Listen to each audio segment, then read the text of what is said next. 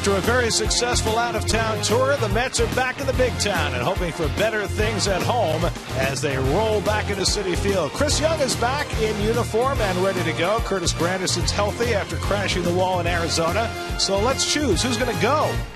Maybe a big surprise as Terry Collins gets his Mets ready for a homestand. At Citi Field in New York, the New York Mets play the Atlanta Braves. And a pleasant good evening, everybody, and welcome to Citi Field. I'm Gary Cohen. Ron Darling and Keith Hernandez join me in just a moment as the Mets open a 10-game homestand as they take on the Braves. Moments ago, the Mets solved their first base logjam by trading Ike Davis to the Pittsburgh Pirates for a 25-year-old right-handed reliever, Zach Thornton, and a player to be named later. That gives them the room to activate Chris Young and not make another player move. But it is the end of an era for Davis, who was a first-round draft pick of the Mets, spent 4+ years in the Mets uniform, had highs and lows, and now Ike is a Pirate. Well, the way I look at this, it's good in two ways. It's good for Ike that he gets a new ball club, a new atmosphere, a new chance. That could work wonders for him, you never know. As far as the Mets are concerned, that's our concern, and your Met fans out there, it clears the air now. The dust is settled at first base. Now Lucas Duda can relax, and he's been swinging the bat good. He knows he's the first baseman. He's going to be playing every day, and that's a positive. It's also the second time in less than a year that the Mets have traded with the Pirates and gotten a potential bullpen piece in return. Last year, Vic Black, and this year, Zach Thornton. So now the Mets play the Braves, who they beat 2 out of 3 in Atlanta. The Braves continue to ride high on the strength of unexpectedly good pitching. You know what's amazing about the Braves is that they've had so many injuries, especially injuries to some of their real talented young pitchers. But one of the things the Braves do, I think, better than anyone is, one, they have this great continuity. They concentrate on the players they do have, and they don't worry about the players that have gone under the knife. On the mound for the Braves tonight is Aaron Harang, who was with the Mets briefly last year. They picked him up late in spring training, and he's been a wonder so far. 9 hits in 3 starts so far. We saw him last year, of course, in a Mets uniform. You know, you pick up these older pitchers, you're just hoping they can provide a little bit of spark. Harang certainly has been more than that. And for the Mets, John Neese makes his 3rd start, pitched well enough to win his last time out before the bullpen blew it up. I think even in his first start, he was outstanding. 5 2/3 against the Reds. Jonathan, I think, that shows no ill effects from a spring training that had a lot of different kind of ailments and injuries. He looks like he's ready to go. So the Mets are ready to go on a 10-game homestand. Chris Young is back. Ike Davis is gone. The Braves pitching well. Kevin Burkhardt talks with the Braves pitching coach Roger McDowell when we come back.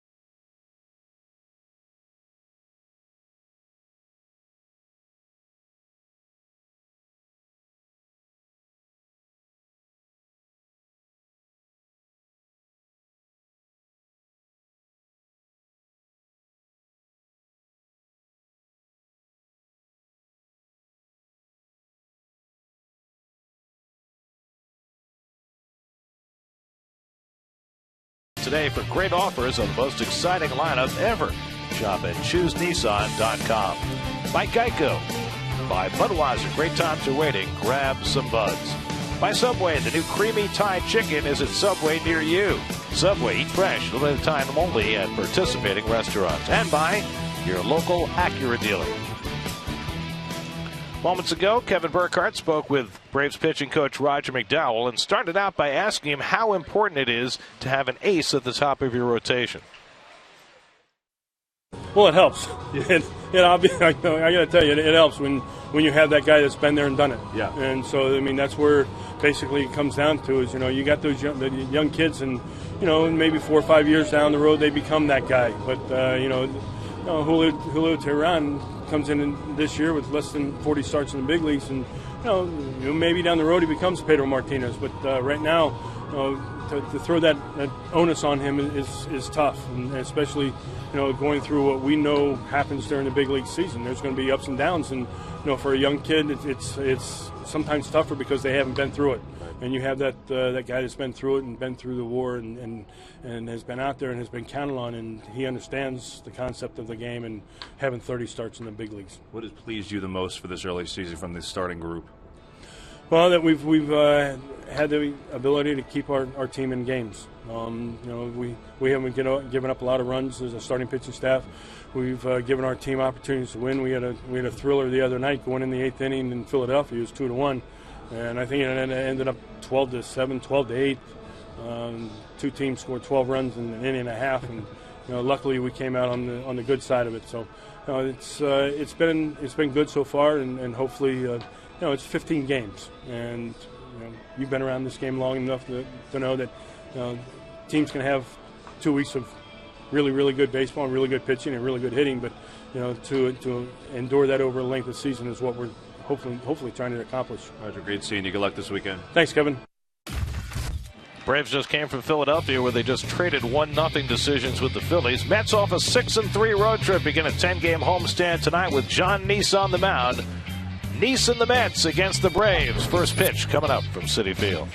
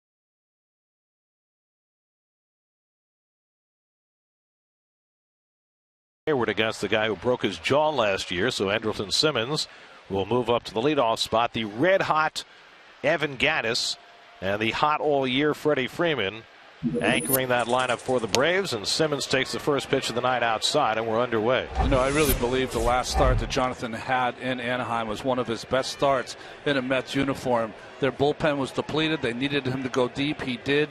It was the Valverde game, though. He gave up the 3-run home run to Ibanez, so nothing to show for a great start.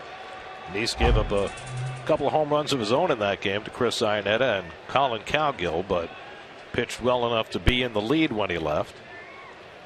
And Simmons lifts one to right field. Curtis Granderson back in the lineup after missing the last two, and he reels it in for the first out. We'll take a look at the Metropolitan, your lovable Metropolitans. That's brought to you by Lexus. Chris Young, of course, highlighted there in center field, back off the DL. Right, Tejada, Murphy, Duda. That has been the regular infield, and that is your battery right there, Neese and Darno. Here's B.J. Upton hitting second in the order, and he takes the curveball for ball one. Upton hitting at 190.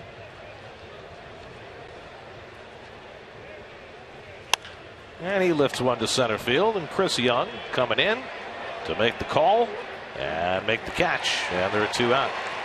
Well, Chris Young played a half an inning in the field in the second game of the season, re-injured the quad that had kept him out opening day, and after tearing it up for a couple of days down in Vegas on rehab, is back and ready to go.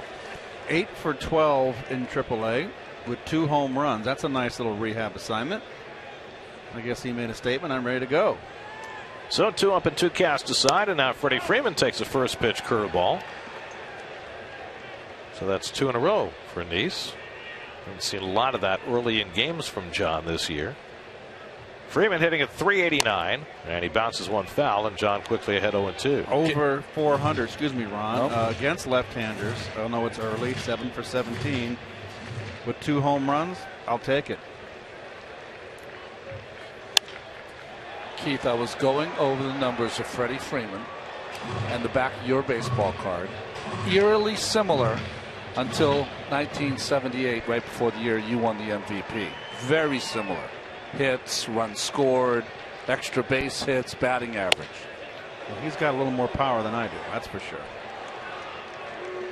But I guess maybe his year to take off here in 2014. Well, I'll tell you what, he had a heck of a year last year. 1-2 from Neese, and it's hit out to left. So a chance for all 3 outfielders. Eric Young has that one. 9-8-7, 3 up and 3 down. Mets come to bat in the bottom of the first against Aaron Harang with no score.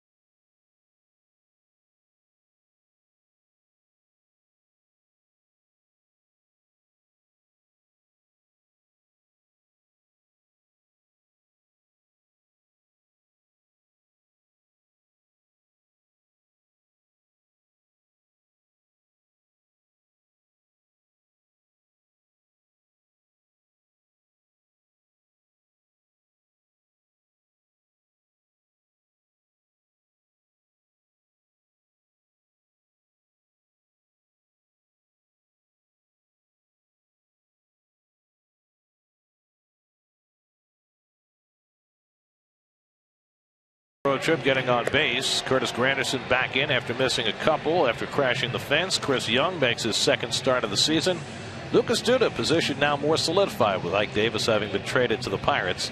And they'll all go up against the surprise ace so far of the Braves staff, Aaron Harang. Well, 112 wins, 117 losses in his career.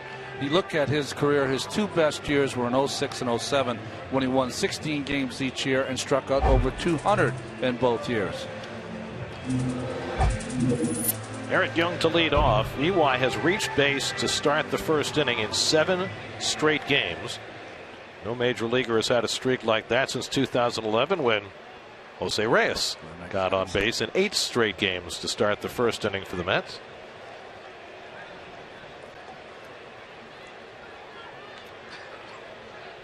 And Harang's first pitch coming, and Young takes a strike. Eric overall on the road trip over the 9 games had a .442 on base percentage, and obviously if he can continue anything close to that rate, the Mets will really have something.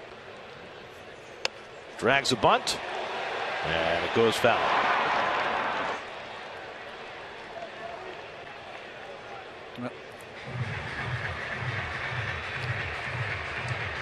Well, the 16th game for the Braves. We'll take a look at the Coors Light Brave defense. Ryan Doman in right field gets his first start in right field. Hayward is not in the lineup. First game he's missed. Ugla, Anderson, Simmons. Boy, what a talent that young man is. And there's your battery. The red hot Gaddis, as Gary mentioned earlier. How about the tag team battery mates of these two, Harang and Gaddis? You might not want to get in the way. By the way, I thought it was interesting listening to Freddie Gonzalez's rationale for not playing Hayward tonight. He said it had nothing to do with Neese hitting Hayward in the jaw last year. That it was all about the fact that Hayward has struggled lately against lefties. Do you buy that?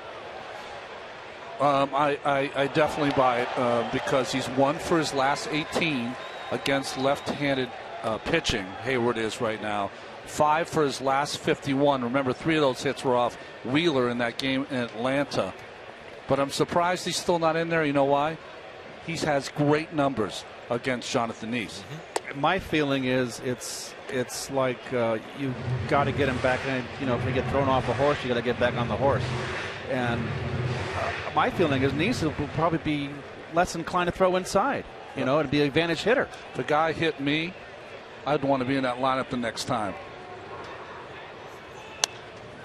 Lofted to left, and Justin Upton doesn't have to move an inch. Eric Young retired to start the first inning for the first time in 8 games. Playing the ball in the air today, I guess. It's not a good idea in this ballpark. Here's Daniel Murphy. Murphy had a good series in Arizona, going 6 for 14. He's up to 298 on the year. Everybody had a good series basically in Arizona. Murph hitting .333 over his last 7 games. And don't forget, one of those games was at 0 for 7. Little topper, and Harang off the mound. Makes the play on Murph, 2 out. You didn't seem very high praise for your Diamondback team that you're watching for. Oh boy, they're in a world of trouble. I know a team never looks as bad as as when it's playing bad, but that was, they played so poorly in that series, Ronnie, defensively, pitching up, in every aspect of the game. You know, watching their pitchers throw to first base when they fielded grounders were almost worth the price of admission. By the way, one of those pitchers got released today, Ryan Roland Smith, when they activated Cody Ross. So, well, good day. The Mets did what they had to do, take advantage of a club that's down. They went in there and swept them. David Wright has an 8-game hitting streak, and he takes a sinker for a strike. Interesting that Harang now in his elder baseball years, used to be over the top, Ronnie, high fastball pitcher, threw hard. Now he's a sinker baller. Well, shocking, working with Roger McDowell, that he would develop something that has a little sink and stays down in the strike zone. That's what Roger was. Right now 35 years old. He was released by Cleveland late in spring training and signed by the Braves the same day. Of course, the Braves had so much devastation to their staff this spring with both Brandon Beachy and Chris Medlin going down with Tommy John surgery. And they signed Irvin Santana, who pitched that gem against the Mets his first time out. He'll face the Mets again tomorrow night. And they signed Harang, and both have been tremendous. Santana, a little more costly acquisition. And the breaking ball gets right, and Harang has himself a 1-2-3 opening inning. Both pitchers off to a good start. No score after one.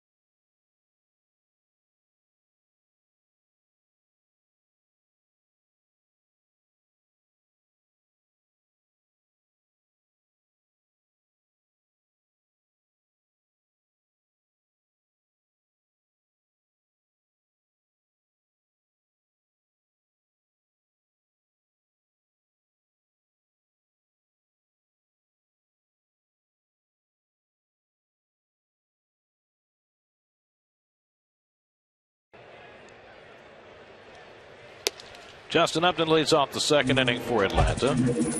Upton was last week's National League Player of the Week. This week, he's 0 for 13. Streak hitter. It comes and it goes. And he takes one the other way, and he has his first hit of the week. And the first base runner of the game for either side. That makes Upton now 9 for 16 against John Neese. Well, remember, it's the Mets who got Upton on his streak. Zach Wheeler gave up a couple of home runs to Justin in Atlanta. So here is Evan Gattis, who is probably going to be National League Player of the Week for this week if he keeps up what he's doing. Over the last 4 games, 10 for 17 with 3 home runs. He liked it in Philadelphia. 6 for 9 with 3 home runs.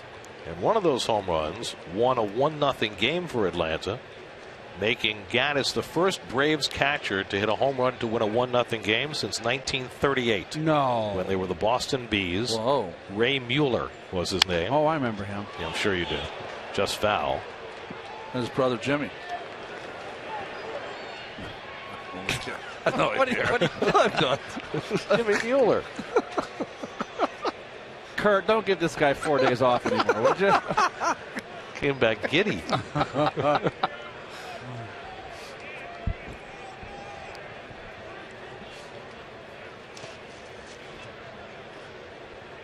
Well, Gattis, we've seen him last year. He kind of tapered off. He is a very unorthodox hitter, a very awkward swing, but does not get cheated. He's someone that you can not throw a strike to, Ron. Yeah. Expand the strike zone on. No batting gloves, Keith. Yeah, I like that. Even on a cold day, back-to-back curveballs by Neese to put him behind the count 3-1. So how do you pitch to Gattis to stay away from his power?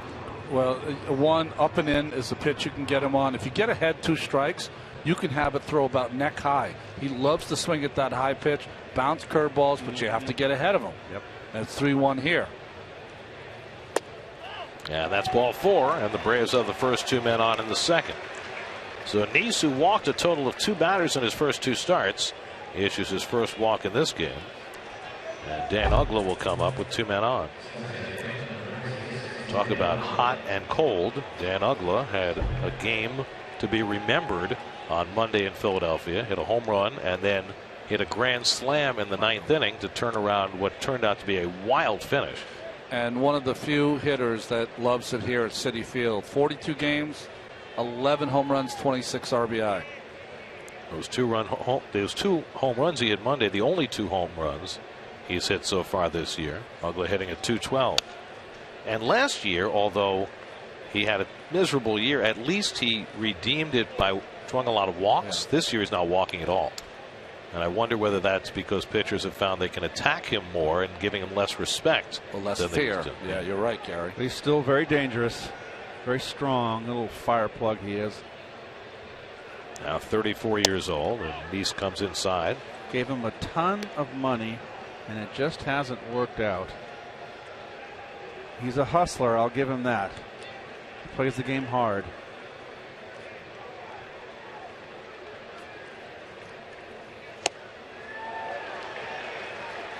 Your umpire and crew tonight, Tom Halley and the crew chief has the plate. Eric Cooper works at first, Mark Wegner at second, and yet another rookie umpire in the year of the rookie umpire, Pat Hoberg at third. The reason there are so many rookie umpires is because of replay. They've had to add a couple of crews to work in the replay center in New York. And so that it distributes that many more big league jobs to the young umpires. And so far the young umpires we've seen have been hot and cold. And Nice can't get that curveball over, and it's 2-2. Well, he couldn't get Uggla to chase. I think he was the intent there, Ronnie.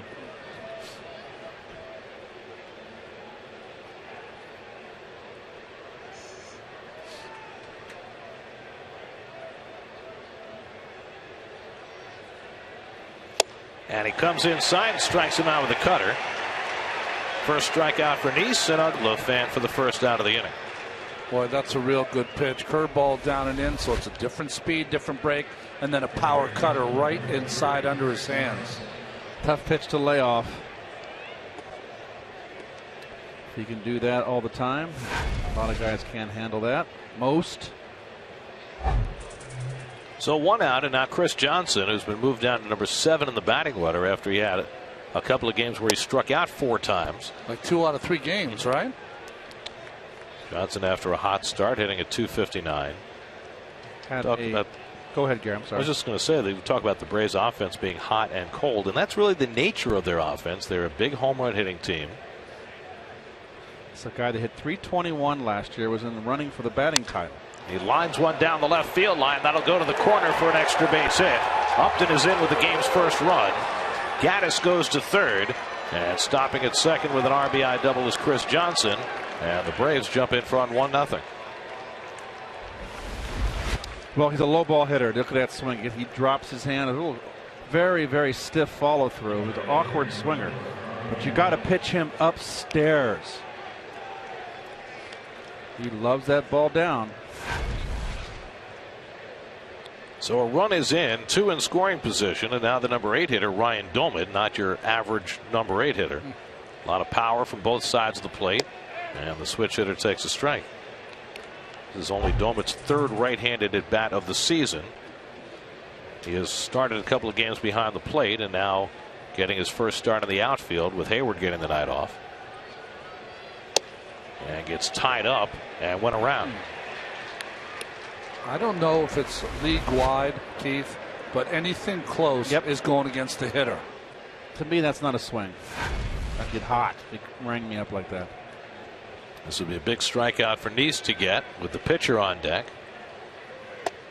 Comes a little further inside of the cutter, 1-2.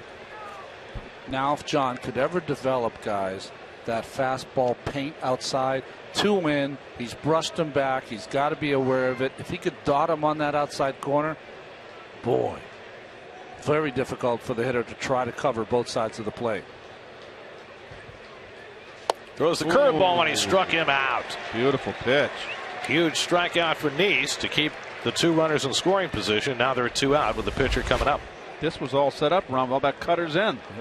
He drops it on the back door on him. That is a nice pitch. It's kind of similar to the pitch he threw Ugla, but Ugla wasn't biting.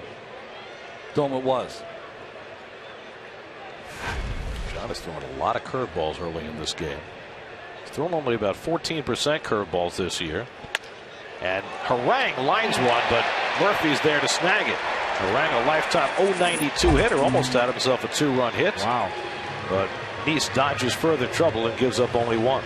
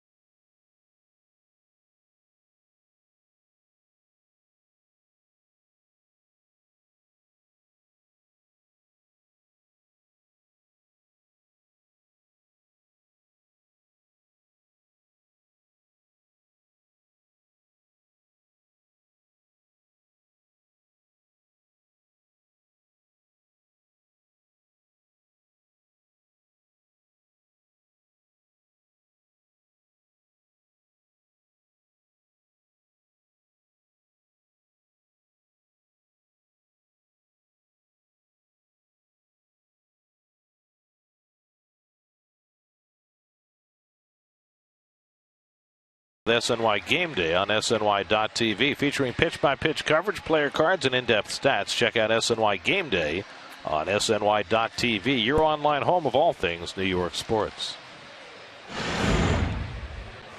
John Neese gave up one run. Could have been a whole lot worse, but he is not happy. Should not be unhappy. If that Harang hit or the ball he hit ends up being a base hit, then I could see being angry. Just 1 point. Maybe what he's most upset about is the fact that he walked Evan Gattis, who had not drawn a walk all season. It's also it's his competitive spirit. This is a big series. It's a big homestand for the Mets. I know we're early. We're in April. They had a nice road trip. Finished strong in Arizona. 3 straight. You got the division leaders in town with the Cardinals coming in. It's a big homestand. Well, Curtis Granderson, who crashed into the wall in Arizona on Monday, back in the lineup for the first time since then. He did pinch hit on Wednesday. And the biggest concern with Curtis, he suffered a forearm contusion, hurt his knee, but the biggest thing was that he hit his ribs, and it wasn't swinging the bat, it was more running that was bothering him with the rib. And that's why he took himself out of that game. So he's got more like bruised ribs as opposed to those pulled sides that a lot of the guys get. He made the catch, Ron. I don't know if you saw it, but he banged into that stanchion and it knocked the ball loose. How about that catch? No one, I mean, you guys talked about it certainly, but you know, you read the paper, you didn't see it. Andrew Brown yesterday. Oh, terrific catch. Huh? Is that unbelievable? Oh, yeah. Well, we had a lot of conversation during the game on Wednesday about the move the Mets would make tonight. And as always, nothing happened anywhere near what we expected, right? We were talking about would Brown go down, would Neuenhuis go down, well, they're both still here. It's like this booth, TV. Nothing works until about 7:07. Granderson rolls over one, and Freeman is there to grab it. Harang gets over to cover for the first out. Well, it was kind of an odd night tonight because the Mets did not post their lineup until well past 6:30, which is very unusual. Usually the lineup's out by 3:30 in the afternoon, and everybody was speculating that it was about whether Granderson would be able to make it on the field tonight. And whether the Mets would have to make a move with him or with somebody else to make room for this guy, Chris Young. And as it turned out, there was something completely different brewing that nobody had. That's right. And that's the deal. The Mets get a relief pitcher who's been pitching in AAA, Zach Thornton, out of the University of Oregon. That's for you, Dan Barr. And the Mets get a player to be named later. Now, the reports are that the player to be named later will be a more significant player than the player Thornton, who's already been announced. So we'll wait and see. Chris Young's first at bat of the season for the Mets. And he takes a strike 1-1. He played a half an inning. The second game of the season, had to come out with a quad injury. Tore it up in spring training this year and looked great in his rehab. And he pops one up in foul ground. Gaddis, watch out for the bat. Really? So Young fouls out for the second out. And now Lucas Duda, who serves to be the greatest beneficiary of Ike Davis being traded away. Well, I got to think that Lucas now can. I mean, he's been swinging the bat pretty good. He's been very aggressive, swinging a little bit earlier in the counts. And he's the guy with the most home runs for the Mets. He's got 3. And he's got to feel now, okay, the job's mine. And it's I don't know how much of a burden off his shoulder. But it's certainly got to be a positive for him. Well, I think that the organization has shown this year, as soon as the season started, that Lucas was their choice. I think that one of the things that you had working is you had 3 different first basemen, as you can see the career highs of Lucas, all trying to mix and match if you include Josh Satin. And I think the other thing that happens is that Lucas and Ike were good friends. They liked each other, liked being around each other. I can only tell you that when Bobby and O and I were splitting that 5th job, we couldn't even look at each other. It's like, you know what? I wish you had it, or I wish I had it, but this is just so uncomfortable. It's hard even to come to the park every day. You know, it's just a weird dynamic, and I think you're right, Keith, that Lucas can just let it fly, see if he belongs here at a high level. Orang behind him, 3-1. And he takes inside ball 4. First base runner of the night for the Mets. A 2-out walk to Duda. Well, the Mets made no secret of it last winter. They were trying to trade Davis, and they turned down what sounded like some fairly attractive deals. I know the name Tyler Thornburg was floated out there, a possible trade with the Brewers, but it never became consummated. But I think we don't know what the Mets are going to finally get out of trading Ike away. But I think they realized that they had to do something, that they couldn't allow this situation to continue for very much longer. There's Travis d'Arnaud, and he takes a strike. Well, there's a couple things working there. I think that there was he's a player that maybe they didn't want to use, but they thought his worth was maybe more than other teams wanted. And I think even maybe more importantly, Ike's a guy that he can make your organization feel bad someplace else. And because I think he has that kind of talent. We'll see if that happens in Pittsburgh. That can happen in any trade. That's right. Yep. You got to roll the dice once in a while. Well, as Gaddis takes the worst of that. Well, each of the last 2 years, both 2012 and 2013, he got off to miserable starts. He stayed around for the second half 2 years ago and had a big second half. Last year he got sent to the minor leagues and then came back, and after about a month healthy got hurt again. That's really hard to believe he's got 5 years as a Met. Does it seem like it's that? Was it that long? Well, he's into his 5th year. So, right. The 241 batting average here with 68 home runs and 274 RBI. And of course that 1 year where he hit 32 had that terrific second half. What we don't know is what would have been if he could have played out 2011, because he got off to a great start that year, and then he had that ridiculous injury in Colorado that cost him the remainder of the season. Simple pop-up. That was in Denver, right? The pop-up when he collided with David Wright. Right. Well, that's what last year looked like, both before the demotion and then after he came back, and then of course he got hurt and missed the last month or so of the season. At which point Duda got to play every day. I mean, you talk about Duda knowing that he'd be in the lineup. That was certainly the case last September. And he didn't necessarily thrive in that situation. You hope that he'll do better with it now. As for Davis, he goes to a Pittsburgh team that's been looking for first base help. They've been platooning Gabby Sanchez and Travis Ishikawa, so clearly Ike takes Ishikawa's spot. They're a phenom in the minor leagues. You know that they have the reigning MVP Andrew McCutchen in center, Starling Marte, who's on the verge of being a huge star. Well, the kid in the minor leagues, Gregory Polanco, is close, and that's going to give them one of the best and most athletic outfielders in all of baseball. Probably play right field when he comes up. 2-2 to d'Arnaud. And Gaddis with the stop on the slider, 3-2. Well, Gaddis not known for his defense. Does a nice job there, sidling over. To me, he's very athletic as far as moving around on the baseball. Hasn't proven he can throw yet. No, I think if you get on base, you got to run on him. Absolutely. Mets stole 3 bases against Harang and Gaddis the first time they faced him 10 days ago. Now Duda will be running on 3-2. Freeman playing behind him. 8th pitch coming to d'Arnaud. And Travis with a check swing grounder. Uggla's going to have to play it. The quick throw. Got him. Now the throw to third, but that was the third out.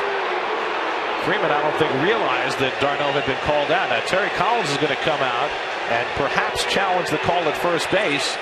But if they challenge the call at first base and get it right, will the throw to third base count as the third out? Yeah, because they got him out of third too. They got him out of third. The play's still alive. But if you are assuming it's the third out, which everybody on the field has to, that changes what the base runner is going to do. It's clearly safe. Was he clearly safe? Yes. Look at. Did he hit the bag, or is he on the bag or not? Did he hit the front corner there or not? I think he did. Yes. See the bag? It kind of dent. Bag angle. Bag kind of decompressed. Yes. Well, the umpires are huddling right now. I don't know if Terry has asked for a challenge or asked for the umpires to talk about it. Because if d'Arnaud is safe, if they overturn the call, then what happens afterward? This is one of the problems that you have with the replay, because Freeman didn't know what the call was going to be, threw the ball to third base, and Duda got tagged out. Now that would be the 4th out. I think even more importantly, Freeman knew that it was a bang-bang, probably safe play at first. That's why he continued with the play to third base. If he hit it, he's kind of skidded into it, though, didn't maybe he? The toe hit the front edge. The play's still alive. That guy's going to be out. You can't. But once the umpire makes the call, that influences the base runner. If the call is made, especially if you're the third base coach, you're going to tell you got to slow up, right? Well, that could happen with Tough, absolutely. Never assume. But never assume. Well, the umpires are huddling again, and what are we going to get? Innings over. They have confirmed out, but apparently Terry never challenged it because they did not go to replay. Now, that's right, because the play would stand, the out call would be there. Okay, so that's the way it stands then. Because Terry probably might have been told by the umpires that if it was overturned, that the out at third would count as the third out. But is it 3-1 or 3-1 to 5? Yeah, I think it stands the way it is for now, as 4-3.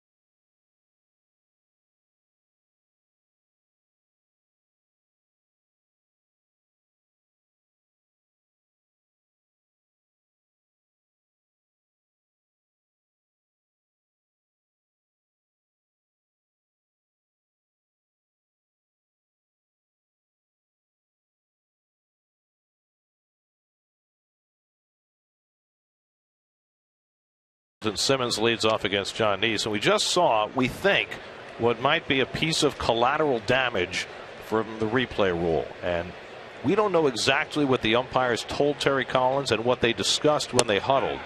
But what we have to assume from here is what they determined was that if the call on d'Arnaud being called out at first base was overturned, that they would then rule that Duda was out at third base for the third out. The problem with that is, and we'll show it to you on replay in just a moment, that because the out call was made, which looked like the third out of the inning, Duda slowed up, which is what you're supposed to do when the third out is called. You go hard until Tim Tuffle had his hands kind of raised to his side, like, you know, how can they make that call? And Wright can't come up with the diving stop. Tejada can't field it cleanly, and Simmons is safe at first on what will be ruled a base hit. Let's watch Duda and see how he reacts. Well, now look at. I've done this a million times. You make the turn, you look and see what the call is. He sees the call's out. Of course you're going to slow up. Of course. It's a natural thing to do. So the question is, if there were no replay, then the inning would be over because the out at first base is the out at first base. But with replay, what are the umpires supposed to do? Is there a contingency for that? For calling a play that results from an overturn when the runner is making the assumption, and correctly so because it's the third out, that the play is over? Well, this is what I would do, Gary. In that situation, I would say that if the call is out at first, that's replayable. Duda's out of the picture. He gets third base.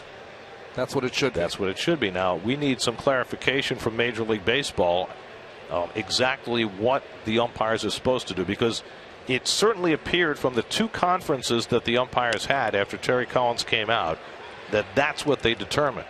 Now, we don't know that, but we're making the assumption based on the fact that Terry did not challenge the call. We're saddling up Nelly for the Pony Express right now, Gary. Well, back to the game here just real quickly. This should be an E6. I'm sorry. They gave it a base hit. What if it deflects off Wright's glove? Oh, okay. There you go. Yeah, there you go. Direction. There's the tip. Meanwhile, Neese behind on B.J. Upton 3-0, and he gets one over. Now, the only other thing to lay it to rest, what if the call is out because d'Arnaud never touched the bag in the umpire's estimation? But I think that the umpires aren't going to tell Terry that because they have replay available to them. If Terry challenges the call, Upton walks and there are two men on. Now, they can tell him what they think they saw, but Terry's got to listen to his video guy tell him what he thinks. But that didn't appear to be what happened there. I'm just telling you, there's a plethora of situations. We can keep going. Meanwhile, Neese is now walked to, and he's got to face Freddie Freeman with two men on, already down a run. This is how the second inning started for John when he gave up the run. And Freeman grounds one off his foot, a foul ball. This time, John's got to carve his way through the middle of the order. Yeah.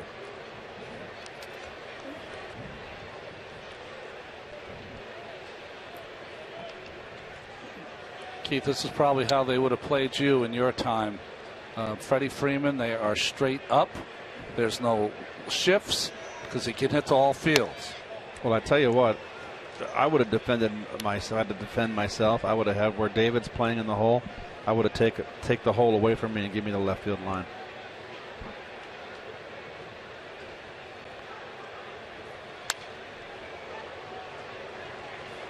And now Neese ahead on Freeman, 1-2. Freddie's got a couple of home runs against Neese in 28 career at bats. Justin Upton on deck. Braves have been either hot or cold. They scored just one run in their last two games in Philly after scoring 32 in their previous 4 games. He shortens up his stroke with 2 strikes. Freddie It's Freeman. almost like just a slight hint of a Richie Hebner swing. Look at the hockey swing. Just a little bit. That's just a defensive swing there covering the outside corner. After that new contract, he won't be digging any graves this one, I'll tell you that. No. You know you're not allowed to use that name in this booth. Well, tune out of Freeman. I had to read the promos. I had to get back at you. You did a great job with that, by the way. I actually enjoyed it. You might let you dive back into that. Well, I'll cut you some slack. You have a long, hard season. 2-2 to Freeman. And he bounces one foul.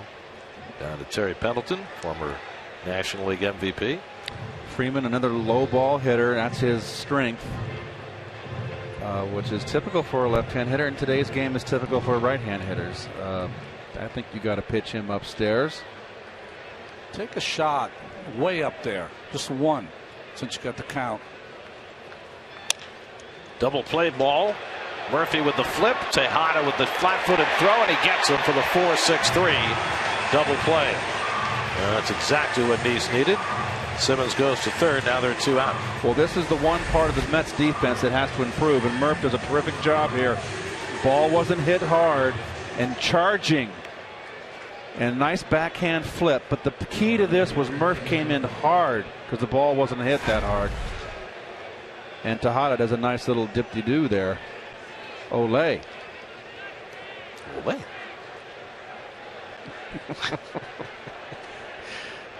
So now Simmons at third with 2 out, and Justin Upton, who singled through the hole into right his first time up. Upton now 9 for 16 against Nice, and a first pitch curveball has him swinging. Ball not hit hard. Watch Murph right side of the screen. Got to come get it. And he comes and gets it. Beautiful. Nice up hop. And that should be 2. A pitcher gets a ground ball like that, you've got to turn it.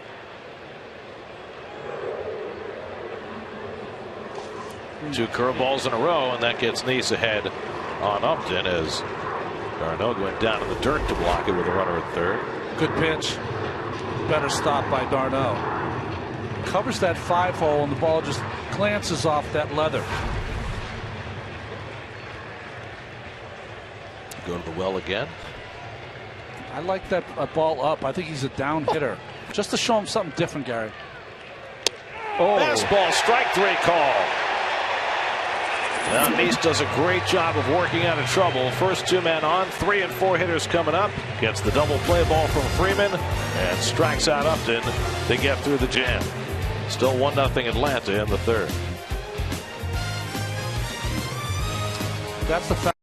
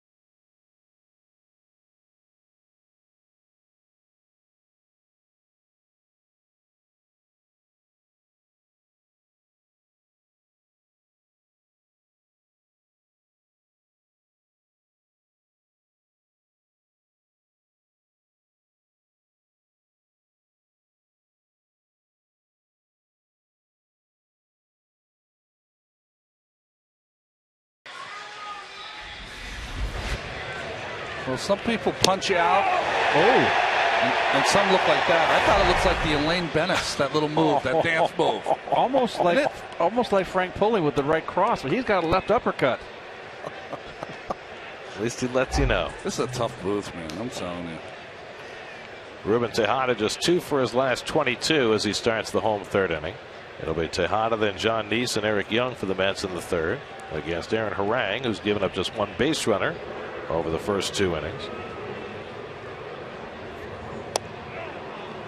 Third inning of tonight's game brought to you by your Tri-State Audi dealers and the all-new Audi A3. Tejada, though, is 6 for 12 against Aaron Harang,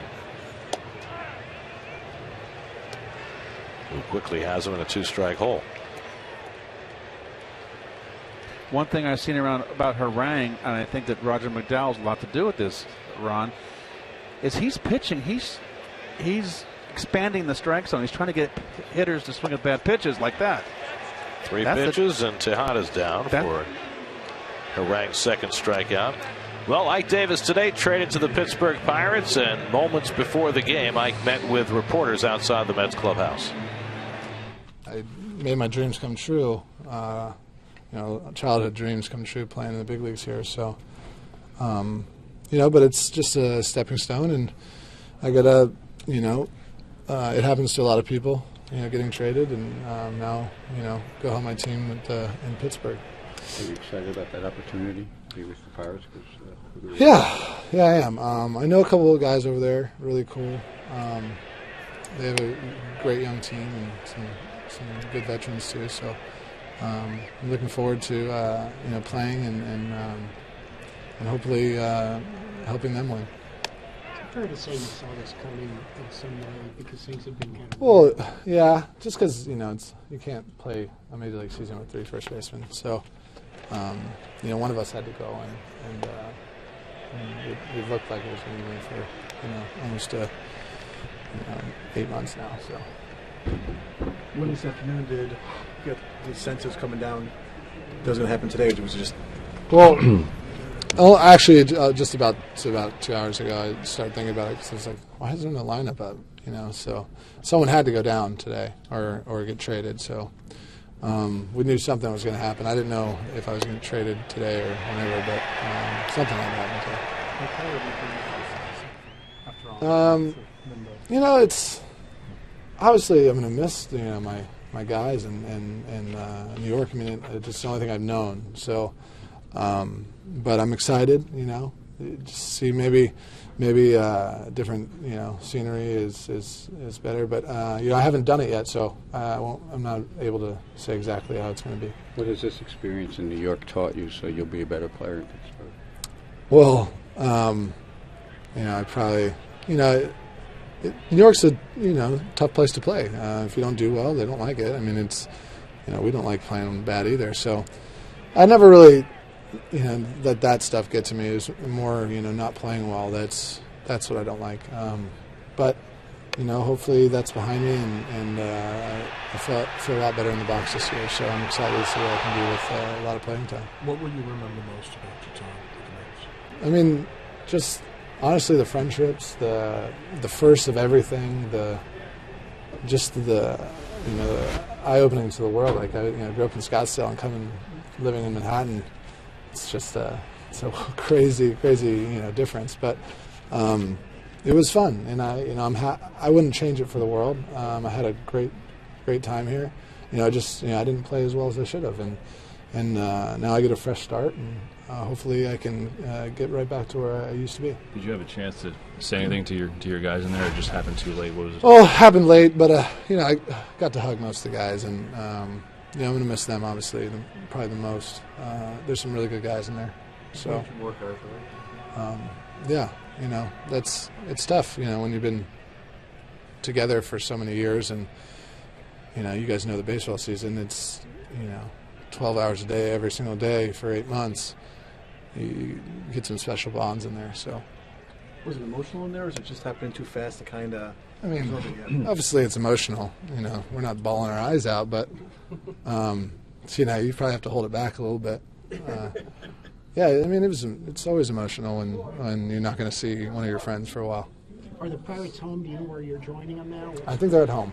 I don't know anything about flights, or I don't know. I've never done this, so I'll figure it out. Getting part of this because maybe you didn't connect with the philosophy here, or does that have nothing to do with it? I don't think it. Honestly, I think I do connect with the philosophy because I do get on. Even though I hit 200 last year, I still had above a 325 on base percentage. So that's it's not bad, but I don't think it had anything to do with it. As in the Mets clubhouse, and I thought what was interesting from that is him saying, "This is all I know." Because the Mets' first-round draft pick in 08, he's been in this organization his whole career, and the first trade is always the hardest. It always is. You can see eyes were glassy. Is that the right word? Watery. It was emotional. And you got to stand up and answer the questions. And a little bit different when I was traded in St. Louis. That was a lot of attention, but certainly you didn't have 25 writers around you in St. Louis. So, you know what? You'll get on with your life and look on it on the positive side. I think it could be a big opportunity for Ike. How could you not? Not playing here, going there, and maybe playing a big part. Best thing that could have ever happened to him. Meanwhile, a walk to John Neese, a sacrifice by Eric Young, a very close play at first base here. Terry Collins came out to see whether he might challenge, and obviously got the word that Eric Young was out at first base, and this angle seems to show it. It looked like in the beginning, Ronnie and I looked at maybe that Uggla bobbled the ball, but he certainly did not. Clean catch. 2-2 coming to Murphy, and he slaps one to shortstop. Simmons and his platinum glove. Side retired. A walk and one left. Mets hitless through 3. Welcome home.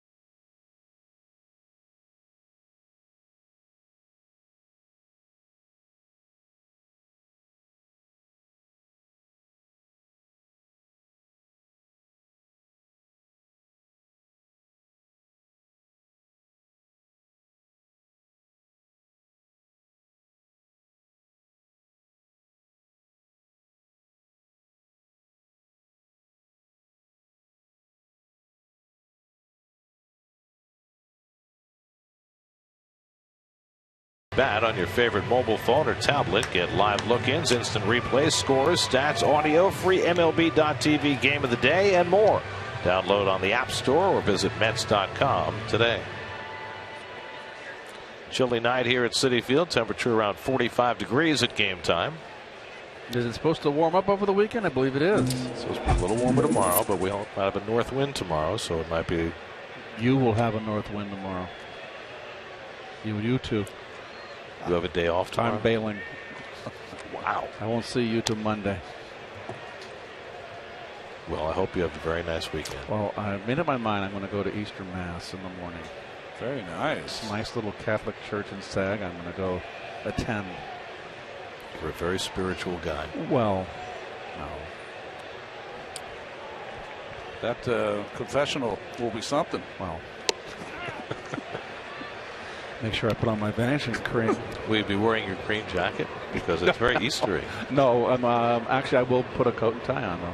Out of respect, it's Easter. Easter and Christmas Mass. Christmas Eve, what, midnight Mass? Yes. So you're going to sunrise service on Sunday? No. I'm going to check the services tomorrow. 11 a.m. sound better? Yes. You don't want to miss the Easter egg hunt. Gaddis goes down on the high fastball. That's what you got to do with Gaddis. Neese has his 4th strikeout. Time for the Coldwell Banker home field advantage. John Neese has been much more effective at home than on the road in his major league career. And in fact, against the Braves, he's held them to just 1 run in each of his last 3 starts against them in this ballpark. I would say anyone who has a long career, those numbers will be like that almost all the time. Your numbers at home will be a little better for a pitcher. It's easier. You know, you're at your pad.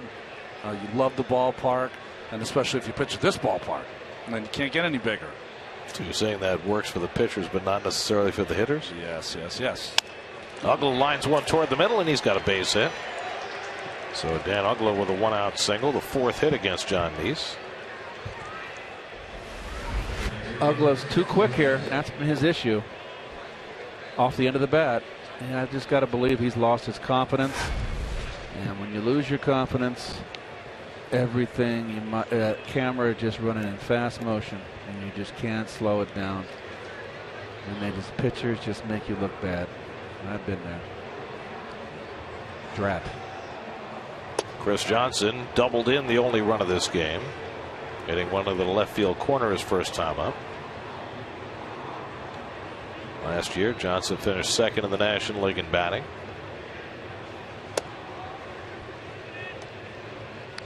Remember Johnson in one of his 4 strikeout games, it was against Henry Mejia. And Mejia got him out with fastballs that were darting away from him. With Jonathan, because he's the left-hander, the fastball's coming more into him. So what's his best weapon? Using his changeup? I think changeup's a good pitch off the plate. I think the breaking ball for a strike is always good. But I think you have to tie him inside at the belt buckle, not down. There's that changeup. Nice one. Didn't give it away with the motion. Got a little sink. Yeah, you're ready. You're ready to put a uniform on and go down there in that pitching coach thing. Perfect call. Good change. Strike 3 called. Now I'm looking at the cutter. 5 strikeouts for John Neese, 2 out in the inning. John looks very sharp.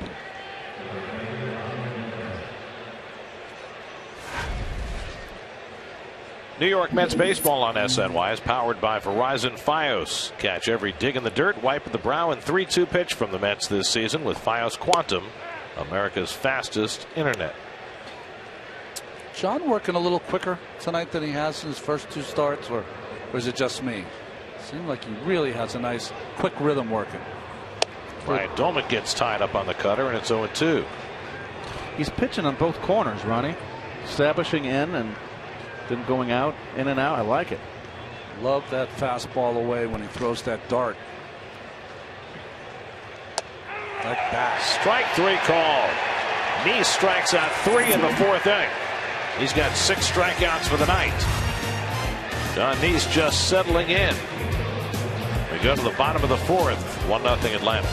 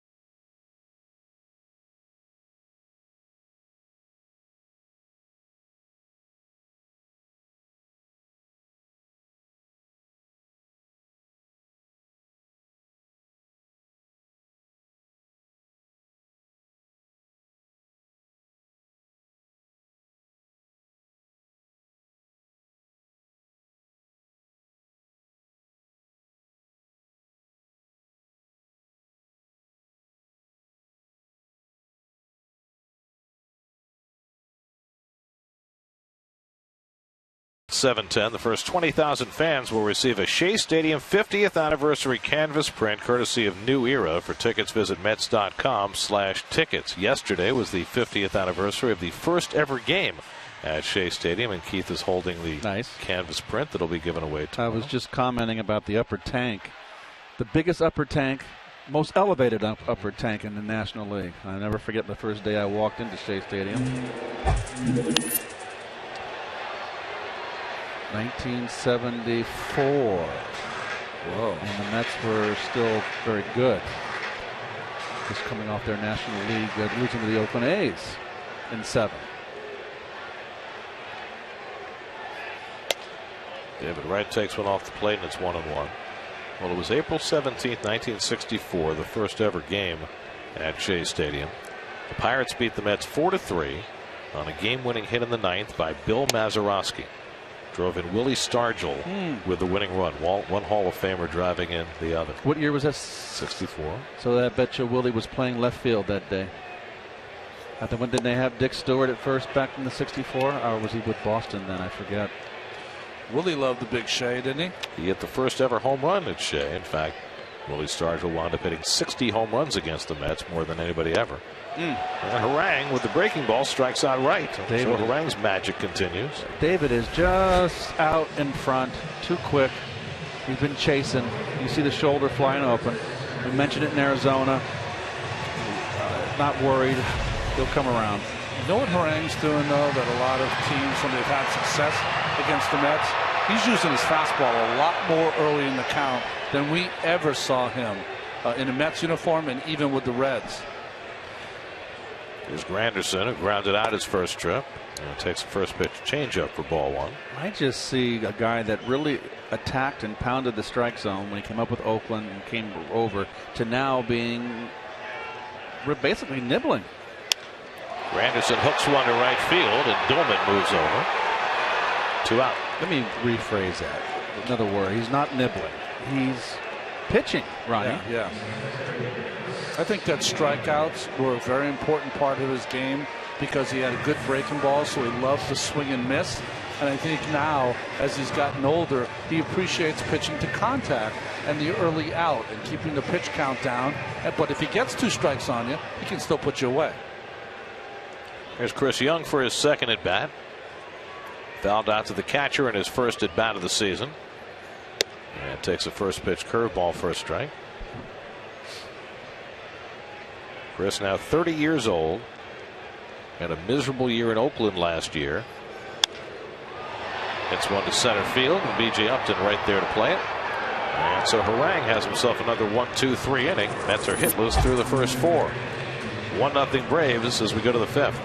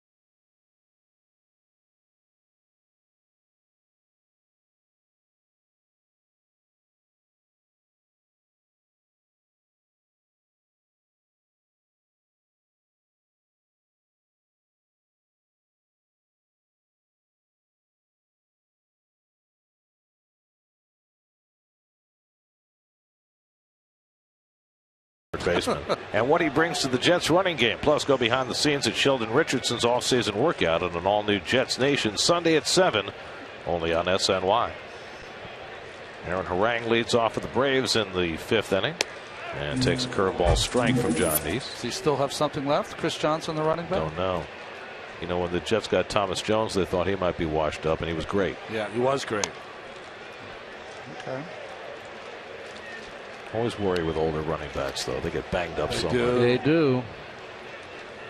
It's almost like they go from being great, and the next thing you know, they can't do it anymore. They're broken. Yeah, they're broken. And pitchers are like that, too. Take it from me. Although, you remember Earl Campbell? You thought after every play he was broken. That's right. And then he'd get up and run for 80 yards the next play. He used to take forever to get up, right? Yeah, he's evidently in pretty bad shape, too, because he just was a punishing runner. What was that Monday night game that he had that great game? Oh, my gosh. Against the Dolphins. Against the Fish. Rang fouls went off. He had that run down the sideline of like 80 yards. And the thing I remember most is in those days, because it was my time, I used to love to wear the breakaway jerseys. Right. So he had a breakaway jersey, and it was just torn just a little bit. His shoulder pads were flapping up and down, and he was beating everybody at 260 pounds down the sideline. He was incredible. Such a big man, and he could run. I mean, that's what Herschel Walker was supposed to be, right? That big guy who could fly. He didn't like contact as much. Clearly not. I think Earl was a little bigger, too, wasn't he? By the way, who likes contact? Nobody. That's true. I didn't. But whoever touched you? Well, were you an option quarterback or No, a passing quarterback? Classic drop back. Pro style. I can throw the ball 75 yards. I scrambled for a TD in Kezar Stadium against Ignatius. My right tackle clipped the guy. Called back. How to throws out a right. So what you're saying is there's no record of it. No. Because we were going to send stat guy to the computer to see if he could. Great thing about those high school records. There's none. We lost. The story becomes your own. St. Ignatius was the Catholic school in the city, and they were #1 in Northern California. We came in from the peninsula, played them at Kezar, a night game, Saturday before the 49ers played the Redskins. Wow. End zones painted. It was awesome. Simmons pulls one down to third, and David Wright with a nice stop. 2 out.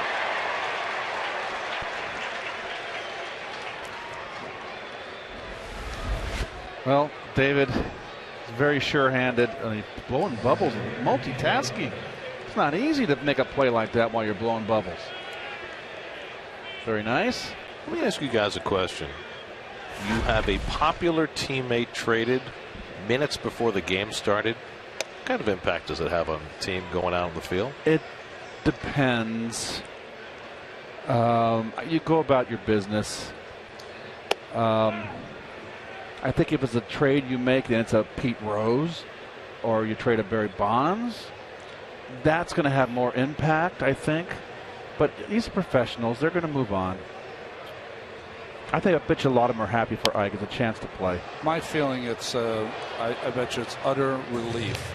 They loved Ike, loved having him in the clubhouse, but having to answer all of our questions every single day about who should play first base, having that hang over everyone in the clubhouse, I think it's nice that it's settled, it's gone, it's done with. Let's play some ball.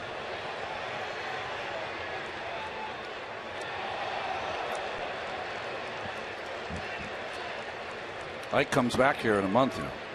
Yep, Pirates are in late May. Right. We wish Ike all the best. Yes, we certainly do. I mean, for all the bad that he's been through the last 2.5 years, the poor performance, the trade rumors, everything else, he has been nothing but the picture of grace. 2-2 to B.J. Upton. And he just got a piece of that. He's one of my favorites because, when you meet these players, when I was a player, I was always attracted to and had as best friends. They were all free spirits because I have none of that in me. I really like the guys that were free spirits, that were just chill, enjoyed, big smile. You know, for me, it was more serious. That doesn't make it right. Just, well, it is.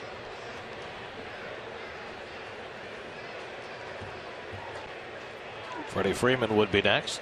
Needs to run a full count to B.J. Upton, who fights that one off.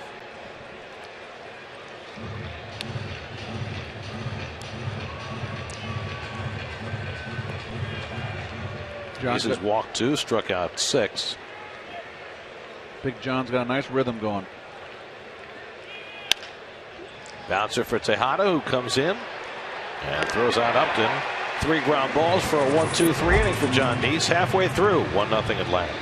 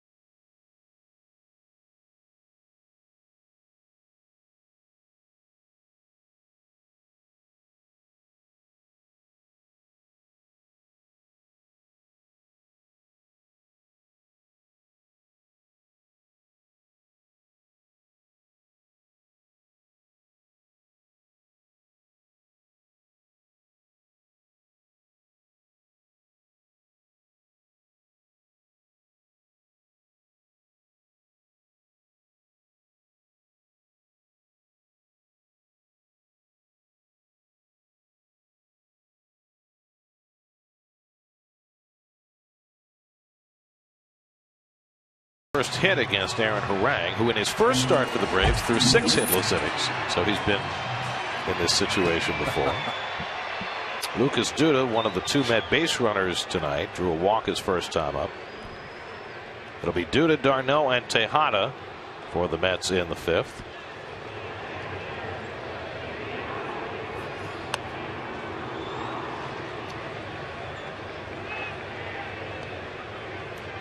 So if you're a left-hand hitter and you try to pull the sinker baller, and you're playing right into Harang's hands. Think about it this way. We're in the 5th inning. He's thrown 4 hitless innings.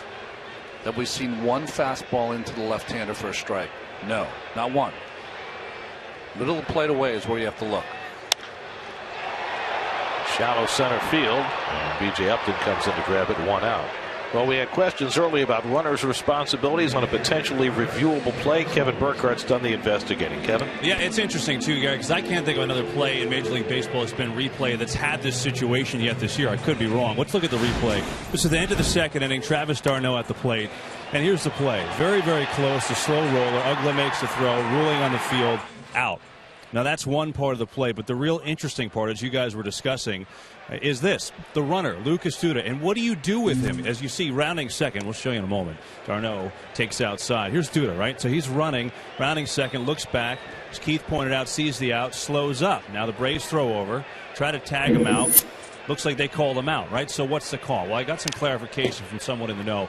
Basically said this. If you did go to replay there and they did view that d'Arnaud was safe, it's all discretionary by the people in the command center. Now, there is a high home camera that they have, but essentially it's a judgment call. They would probably look at that replay if it's available to them, but if not, you're looking at a guesswork where Lucas Duda would be. I was told you could put him at second, you could put him at third, and yes, they can rule him out at third. So even if Terry Collins decided to challenge that, they could still say, yeah, d'Arnaud's safe, but we're calling Lucas Duda out at third, as crazy as that sounds. And that may be why Terry decided not to make that challenge. Now, does the fact that the Braves actually tagged him out have influence over that? Yeah, and does the fact that Duda slowed up have influence over that? They both can. Again, it's all discretionary, Gary. That's the thing. It's what they're seeing back there, what they decide. They may decide. Person that I talked to thought that they would put Duda at third, thinking that Duda would go full speed and that he should be at third base. But again, you may get someone else who has a different opinion of that. But yes, that is a factor. Doesn't it seem as though that's something that should be clear cut? That either the runner has the responsibility to keep going until something, I don't know what, other than the third out call, or he doesn't. I mean, I don't understand how that can be discretionary. It's very convoluted. The only thing is, how do you read? I mean, you've been playing baseball all your life, and when there's 3 outs, you stop. So how do you teach people to all of a sudden keep running with 3 outs in that situation? Also on that play, since the beginning of time, when you round second base, your third base coach will either tell you, come on, hustle, hustle, get over here, or they'll kind of raise their hands. That's the third out. Give me your helmet. That's what Tuffle did, sort of. So that's been done for 100 years. You're going to have to need Nostradamus and his quatrains to get through this. Well, you know what you have to compare this to? As d'Arnaud hooks one out to left, Justin Upton back in the gap, and he runs it down for the second out. It's comparable to the football system, where for all the replays and the reviews, if the whistle blows, you stop. Yeah. It's the same thing. If you see the third out call, it's the same as the whistle blowing. Good right? call. Right.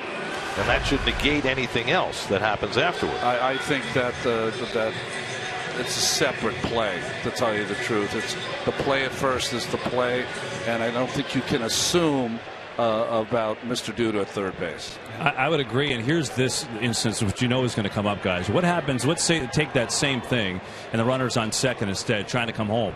You're telling me you have to account for the runner's speed, the jump he got, the arms in the outfield. There's a lot to account for there. That's right. Well, here it is again, and you can't fault Lucas here because it's the out call. Well, this is something that's clearly going to have to be addressed, because to me, there are only 2 fair things that could happen if indeed they overturn that. One is to give him third, the other would be to give him second. There's no fairness at all in calling him out. And what happened there is going to have to happen. Freeman's going to have to play it out, even though he thinks there's 3 outs, and Duda's going to have to run hard. It's a problem, no question about it. 5 hitless innings for Aaron Harang. 1-0 Braves after 5.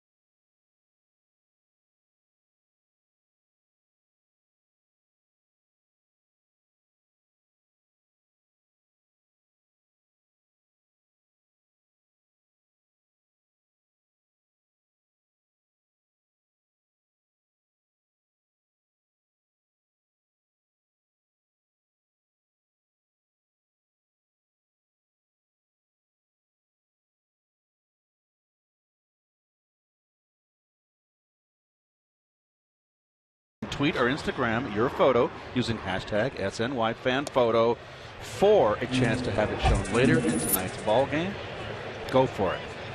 Bring it on. Do we know who's choosing the photo?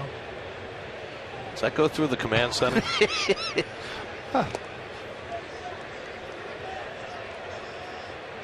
Freddie Freeman leading off in the 6th inning.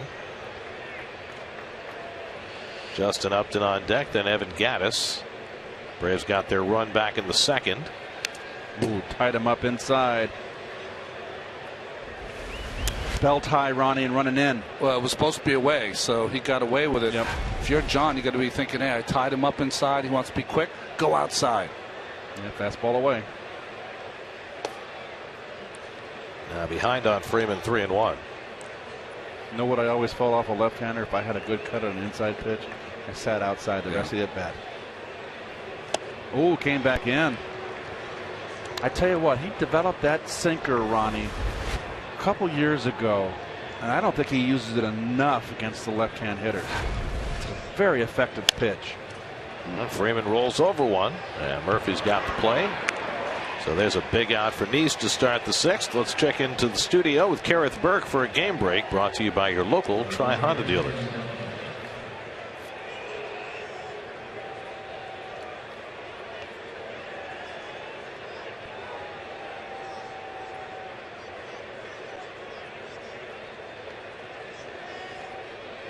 It's the Logan Morrison homecoming to Miami, although he's on the DL. That's that little short trip from Seattle to Miami, isn't it? Did he tweet? Of course he did. He's the supreme tweeter. Who is? Logan Morrison. Logan got him in trouble. Jesus, moaning and groaning all the time on the tweetster. Evan Gattis on deck.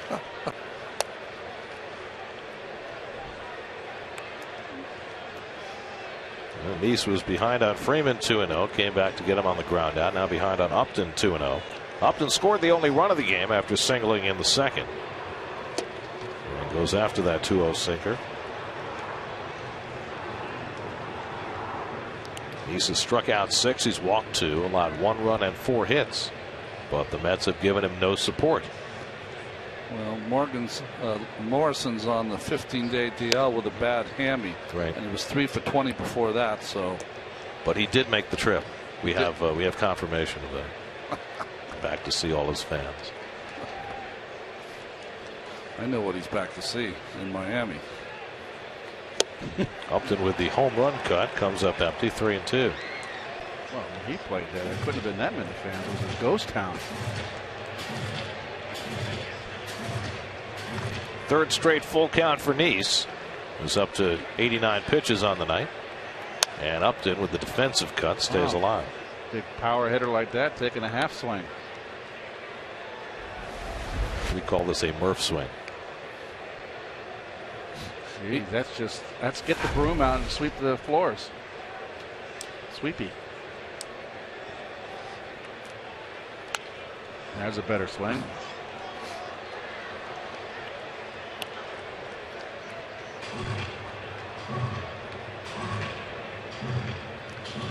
Be careful with Upton is that ball down, moving in. He likes that ball middle of the plate in. That's his power.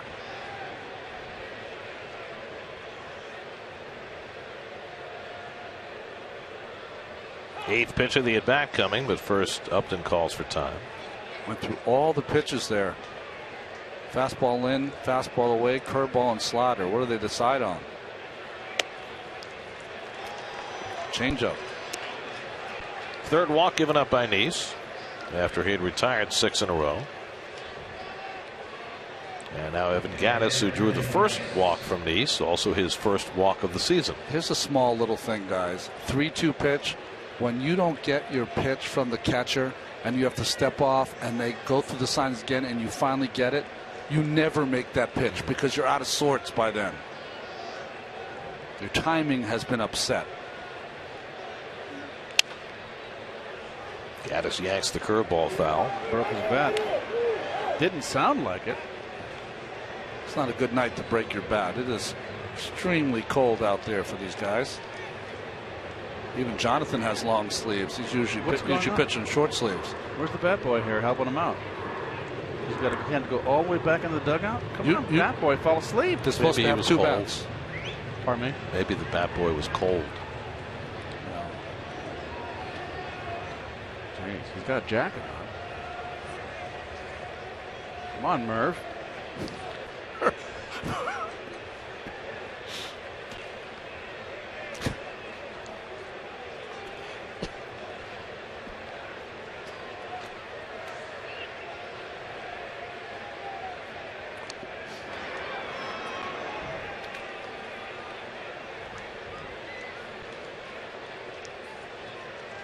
Well, Carlos Torres, who seems to pitch every day, is up in the Mets bullpen.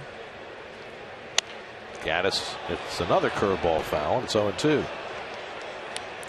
He's had 94 pitches through 96 in his last start Saturday in Anaheim. That got him into the 8th inning. It's not going to get him that far tonight.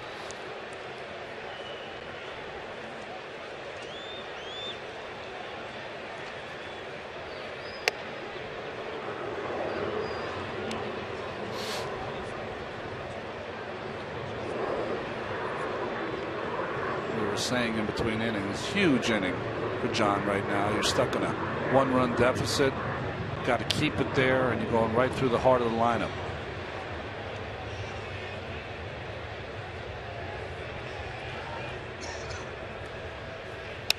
Tied him up in.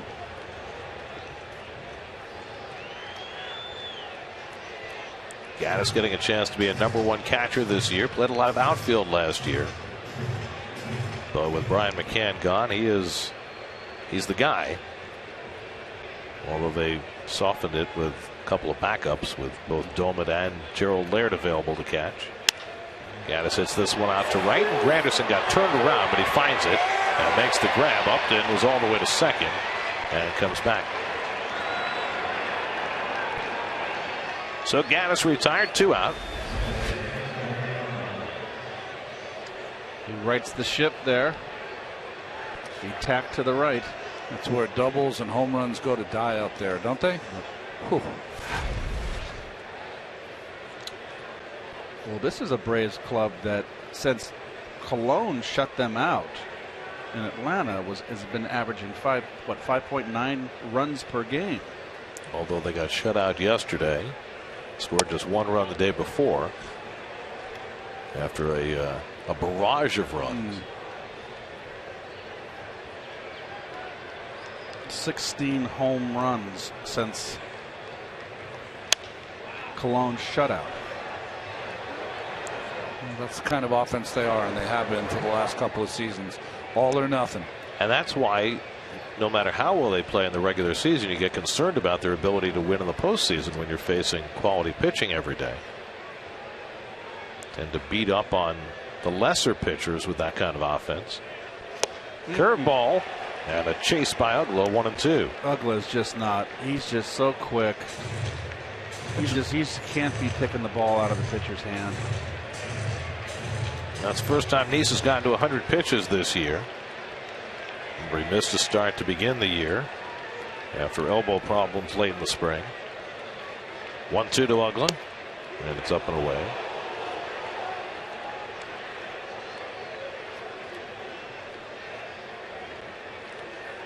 Last time up, he threw 2 times up in his first at bat.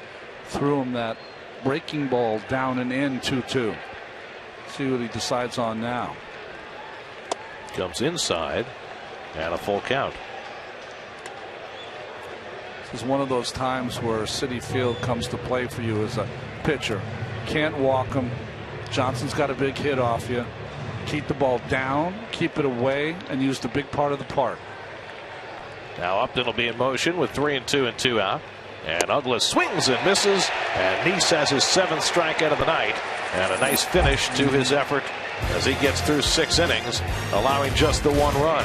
Now the Mets will try and get him some offense, which has been hard to come by here at Citi Field, where the Mets trail 1-0.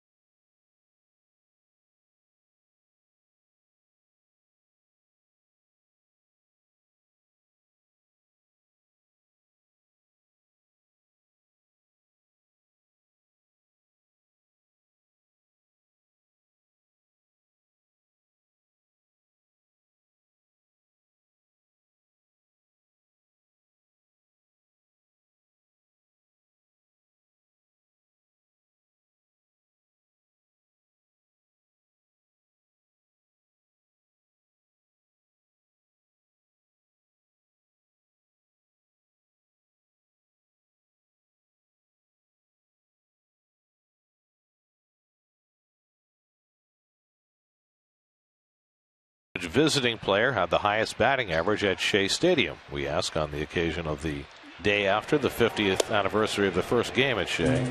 Kirk Neuenhuis batting for John Neese as we go to the bottom of the 6th. I don't know that one. Neuenhuis had that big first game in Arizona on Tuesday with 3 hits, 3 RBIs, a home run. Well, the Braves he named his son. He could be that guy. Louis Castillo had a high average. I mean, hit many games in a row at Shea Stadium as a visiting player. Better than as a home player. Well, there was a day you'd still be in the ball game swinging the bat. There's nothing you can do when you're losing 1-0 late in the game. You got to be pinch hit for, and you're hoping Neuenhuis picks you up. Under 3 pitches, a season high for Neese as Neuenhuis takes a fastball strike. Well, Aaron Harang, 5 hitless innings, and this is a Mets team that had a huge offensive series in Arizona, won 6 out of 9 games on the road, and they come back to Citi Field and they don't hit. Neuenhuis gets fisted, and Ugla makes the play, 1 out.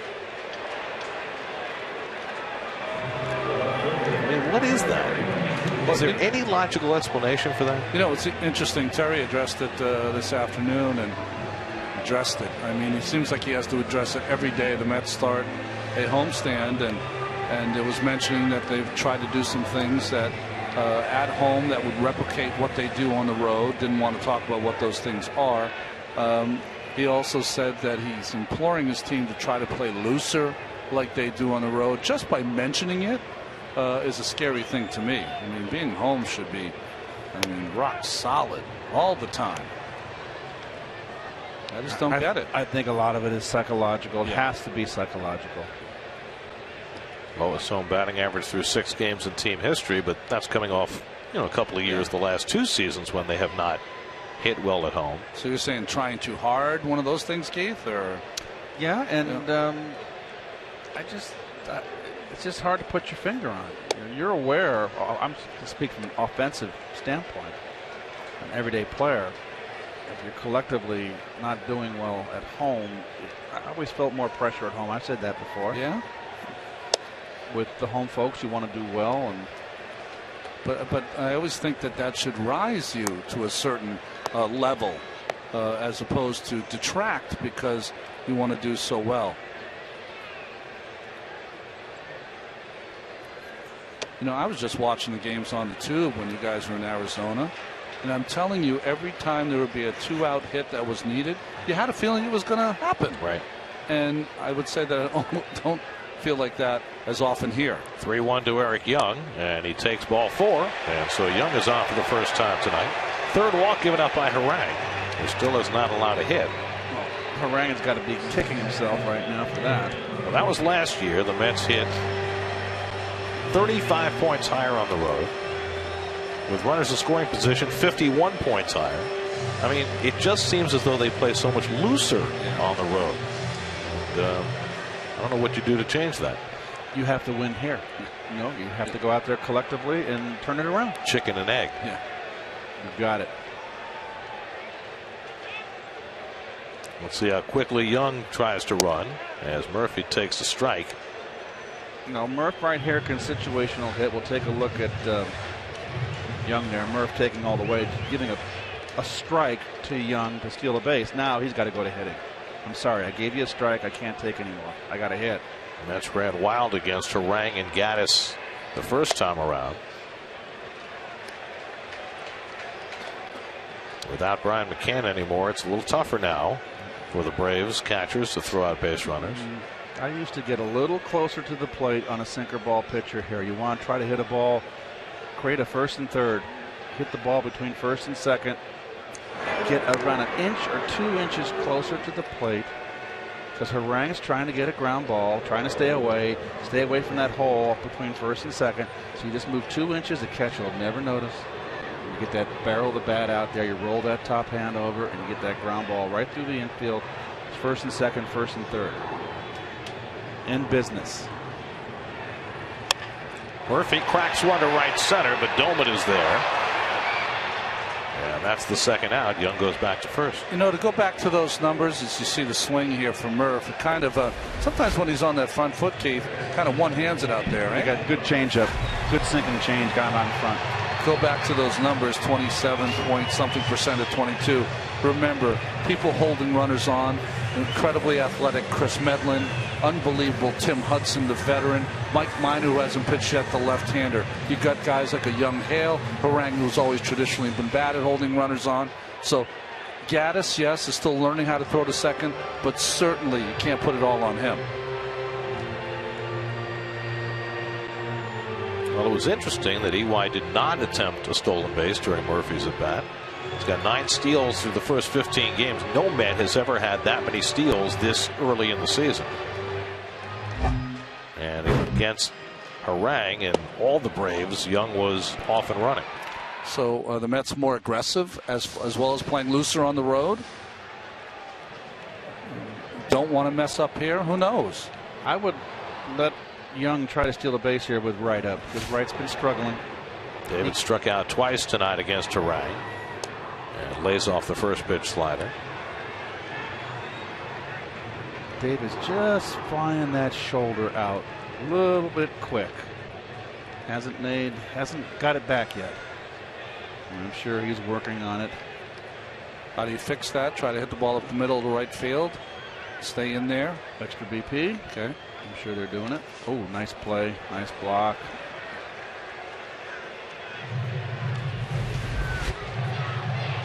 Change up. Nicely done. I think Gaddis is incredibly nimble considering the size of him behind the plate. So Wright has laid off a couple of bad sliders. Now he's got himself a 2-0 count.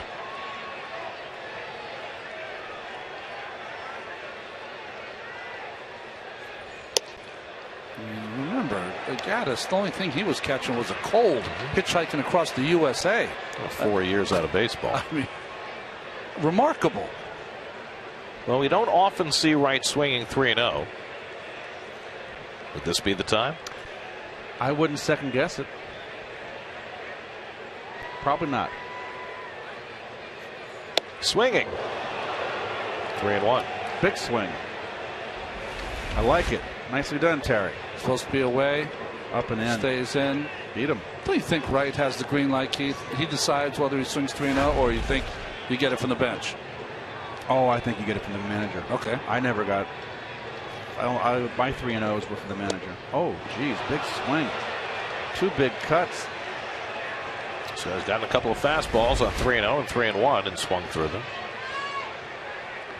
Here comes the 3-2 slider. That's what he struck out the first 2 times on. So now Young will be in motion. No, fastball away. He shook him off, I think. Yep. David fouls back that fastball. It's all a cat and mouse game. As a pitcher, you're saying, I struck David Wright out twice on a slider, and now should I do it again? Nope, he's going to be looking slider, so I'm going to throw fastball. Now you can do it after you've thrown the fastball. Let's see what he features here. It's the beauty of the game. Fastball in would be a great pitch. Ooh. Again, the 3-2 inside, and the Mets have 2 men on. So the 4th walk given up by Harang, the 2nd in this inning. And now the tying run at second, the potential go-ahead run at first. And with the Mets still looking for their first hit, Curtis Granderson will step in. Well, that's got to get the bully up for Freddie Gonzalez, I would think, at some point. We saw Harang throw 110 pitches against the Mets in his start 10 days ago.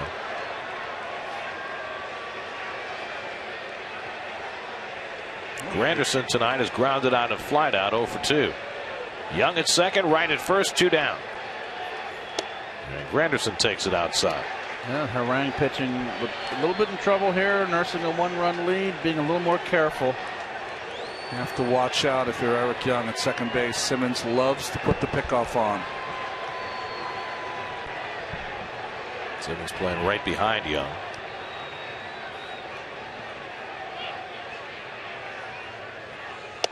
And Granderson takes a strike on the outside edge. Boy, what a call. That could have changed everything. I thought it was outside. Borderline. Could have gone either way. Braves are the only team so far we've seen that doesn't shift against Granderson. There's the call on a pitch well off the plate. 2-0. Tom Hallian, the home plate umpire. All of a sudden, 2-1. He's getting up, running.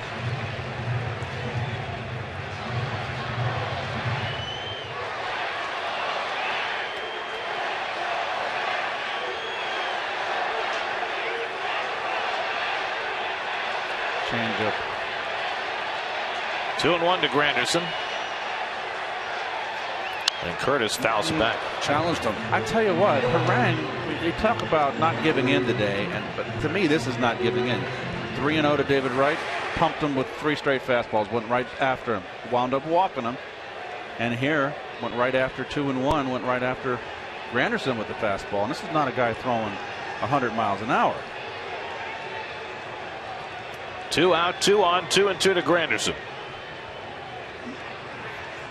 And Curtis fouls it off. It's the common theme for pitchers versus Granderson so far in his first month. They get ahead of him. They try to throw that breaking ball down and in. He missed now, but they try to bounce it down and in. The most pitches Harang's ever thrown in a game, 135. That was 8 years ago. And without a hit against him, that might come into play. 35. Whoa. Well, he's a big man.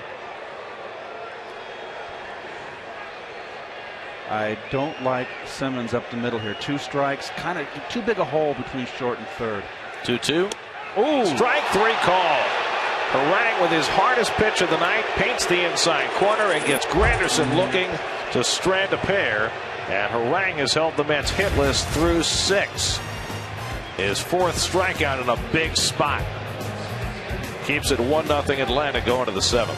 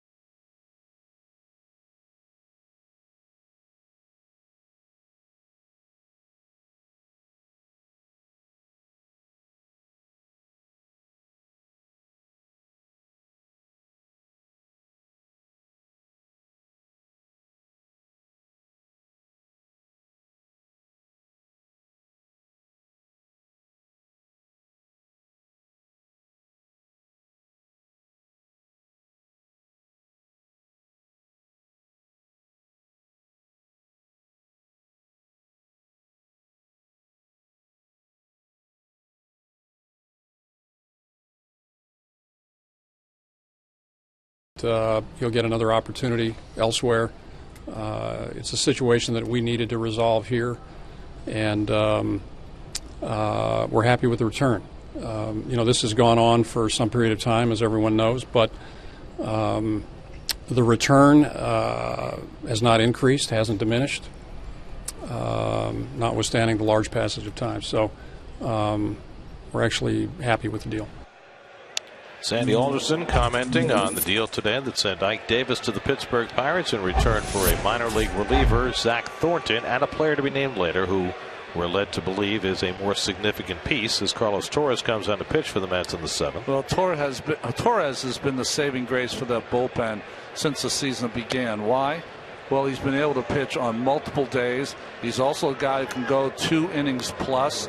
He has saved the bacon for the bullpen. After his first 2 appearances, opening day was a disaster for him. The second game, he walked some batters, but since then, this is what we come to expect. Had an 8-out save on Monday in Arizona as Johnson lines one down the right field line, and that gets into the corner. Johnson, who drove in the only run of the game with a double, has his second 2-base hit of the night. And Keith, this is how you finish second in the batting title, right? Hit to all fields. Yeah, the ball's belt high, a flat slider or cutter, too much plate. Now, with Domit up here, he's not a bunter. You know, if you have a typical 8th hitter or like Tejada, you would bunt here with a pinch hitting for the pitcher, maybe. Well, you're not going to pinch hit for Harang. But Domit's got to swing the bat here. Yeah. I mean, Harang's working on a no-hitter. I don't think he's coming out. Right. As Domit takes a fastball for a strike. There is Harang on deck. Domit's been up twice. Struck out twice, both of those batting right-handed, now batting left-handed for the first time tonight. And takes that cutter inside 1-1. Chris Johnson does not have a lot of speed, so on a base hit, outfield, charge hard, should be able to hold him from scoring with no outs. You got a lot of speed in that outfield. The one thing you don't have is Lagares' arm in center field. That's what you miss with him on the DL. Chris Young is a really good center fielder, but doesn't throw the way Lagares does. And Grandy doesn't throw well, and Young certainly has more of an infield arm than an outfield arm.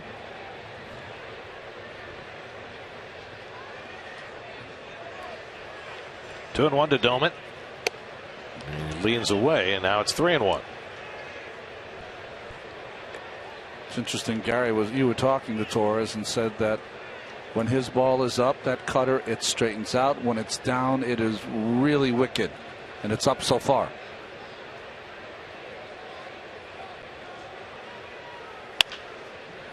That'll advance the runner. Murphy throws out Domit, and Johnson goes over to third.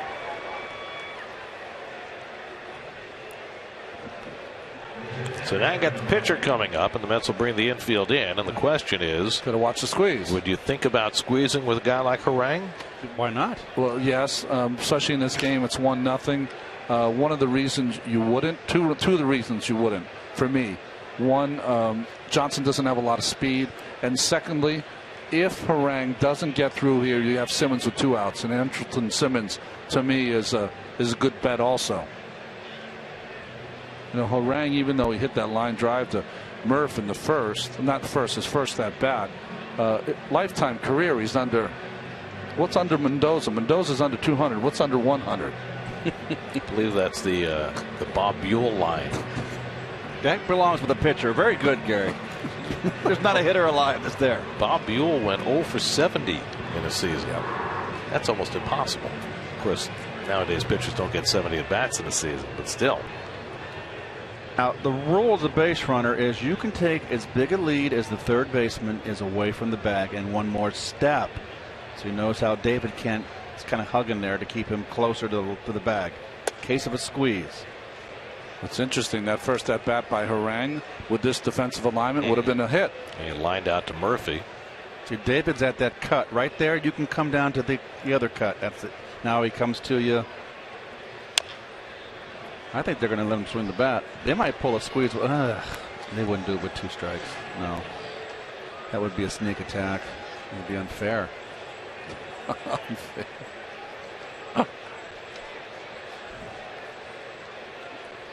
1-1 to Harang.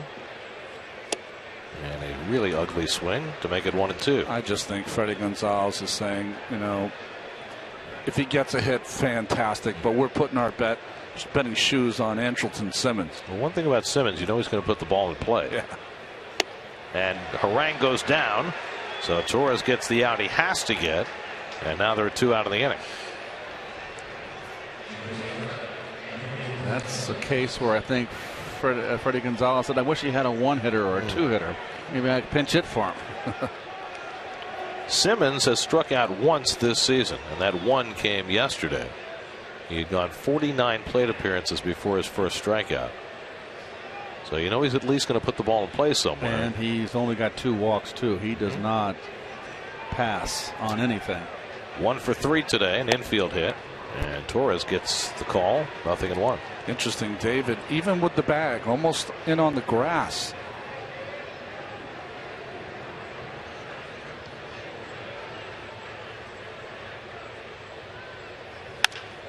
Bouncing ball, Tejada to his left. Nice play, throws him out. Side retired. And Torres able to work around the leadoff double. 7th inning stretch, Harang back to the mound, working on the no-hitter.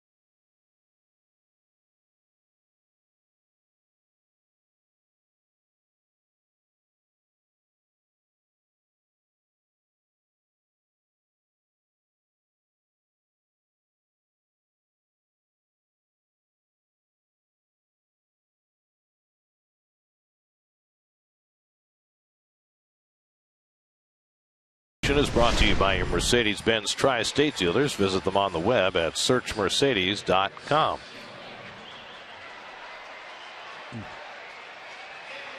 Well, the Mets starting off a homestand after a rollicking 6-3 road trip, and they've been held without a hit for the first 6 innings. And with that on the line, Freddie Gonzalez tightens up his defense, bringing Jordan Schaefer into play right field to replace the defensively challenged Ryan Domit.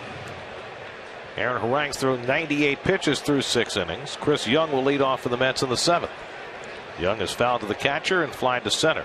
Harang has walked 4, and he misses outside ball 1. The last time the Mets were held hitless through 6 innings, last September, Gio Gonzalez broken up by a Zach Lutz leadoff home run in the 7th.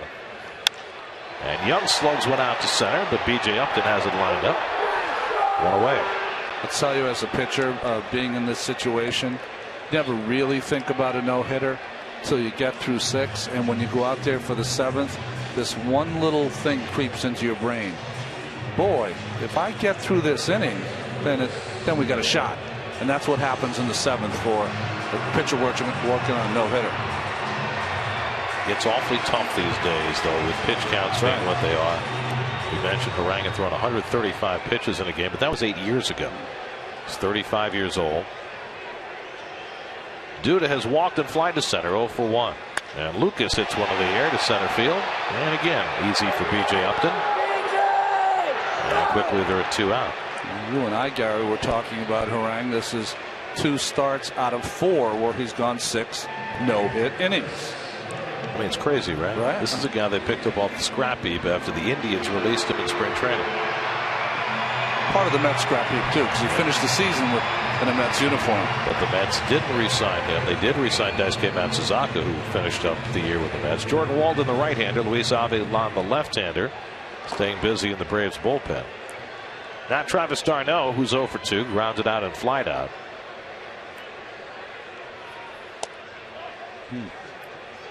By the way, the last time the Mets were no-hit, it's 21 years ago now. Darryl Kyle in the Astrodome in September of 1993.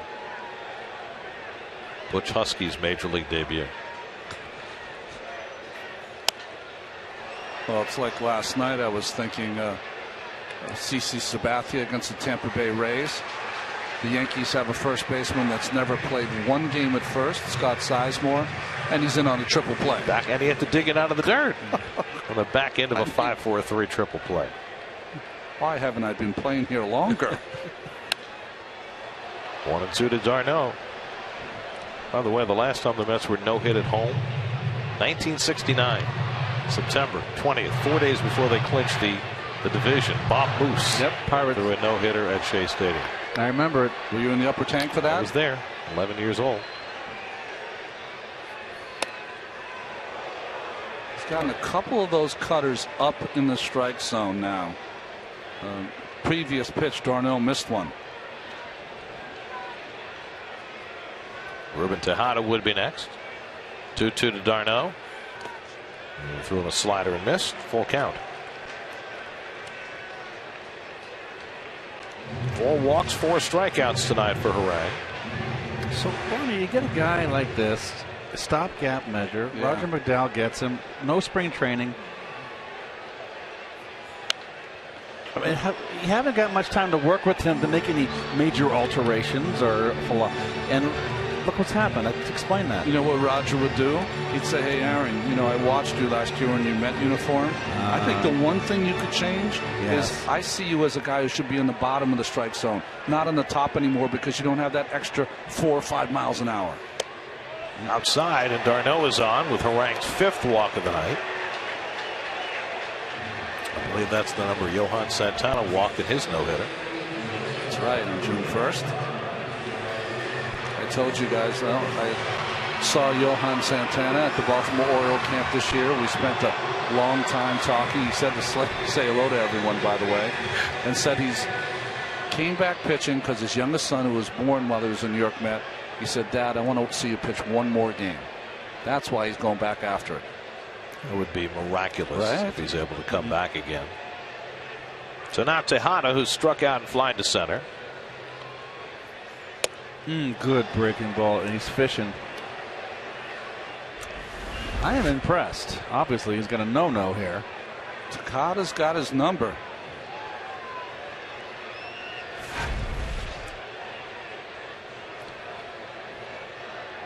I saw how well you did with the perfect game yesterday, so maybe you can use some of your.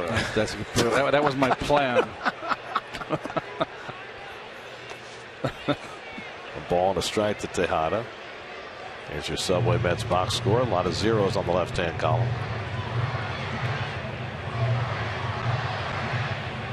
Andrew Brown has come out on deck to pinch hit if Tejada can keep the inning going. It's a 1-0 game. The Mets have the tying run on first base.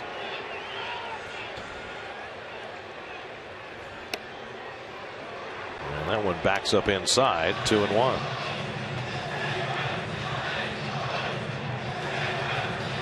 Well, got to be getting a fastball here. Went into 1-0, 2-1 count, 2 outs.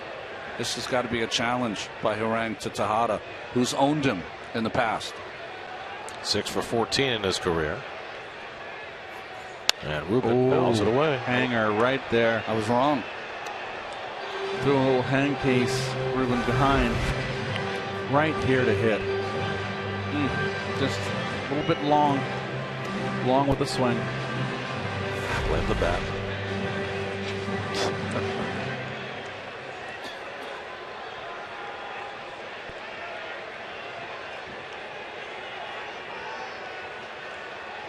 Two to Tejada.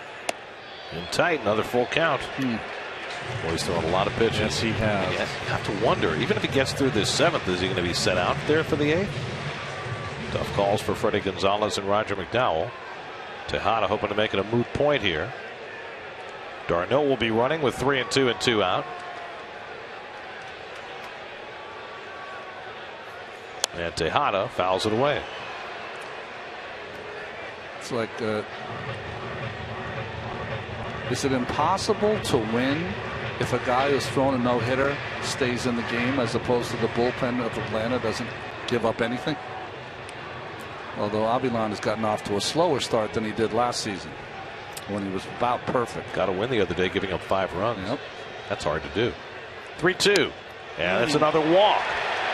Well, really tough decision coming here for Freddie Gonzalez. Now you got the tying and go-ahead runs on base. A power hitting threat in Andrew Brown coming up to pinch hit. Rang has now walked 6, thrown 115 pitches, but has not allowed a hit. Well, Rogers got to come out and give him the scouting report on Brownie here. He is.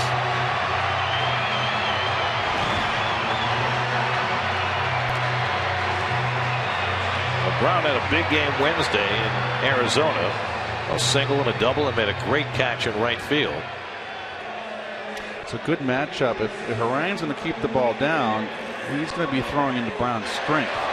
You like Brown as a low ball hitter, huh? Yeah, I think he's a low ball hitter and has some difficulty with the pitch upstairs.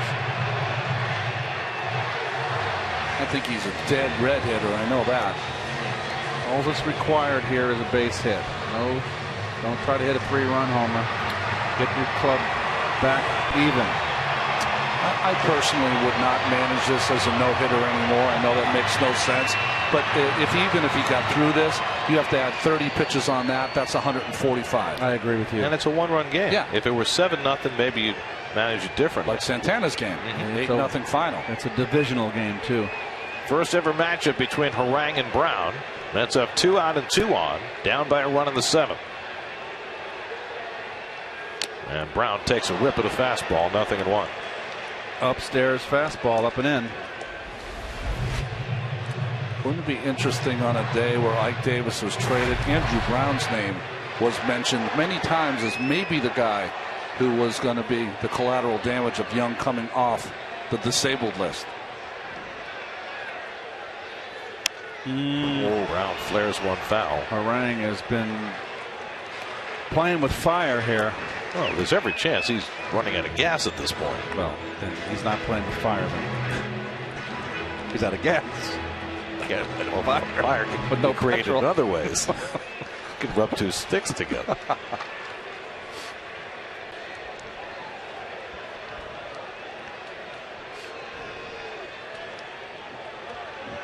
0-2 now to Brown. And he lays off. And Harang was looking for that last pitch. Dialed it up to 90 that time. It's the pitch he wanted. Now Farnsworth, Gonzalez here, men up in the Mets bullpen. Farnsworth probably, if the Mets get the lead, her men otherwise. Or at least get it tied up. If I was Harang, I'd double up with that fastball. Breaking ball is hanging right now. 1-2 off the plate. 2-2. Running on fumes. His 120th pitch upcoming.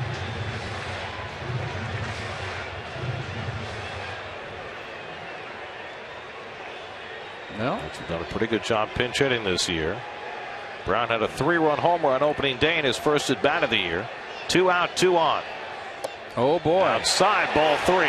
If he walks him, I think they got to take him out. Oh, no question. Eric Young on deck.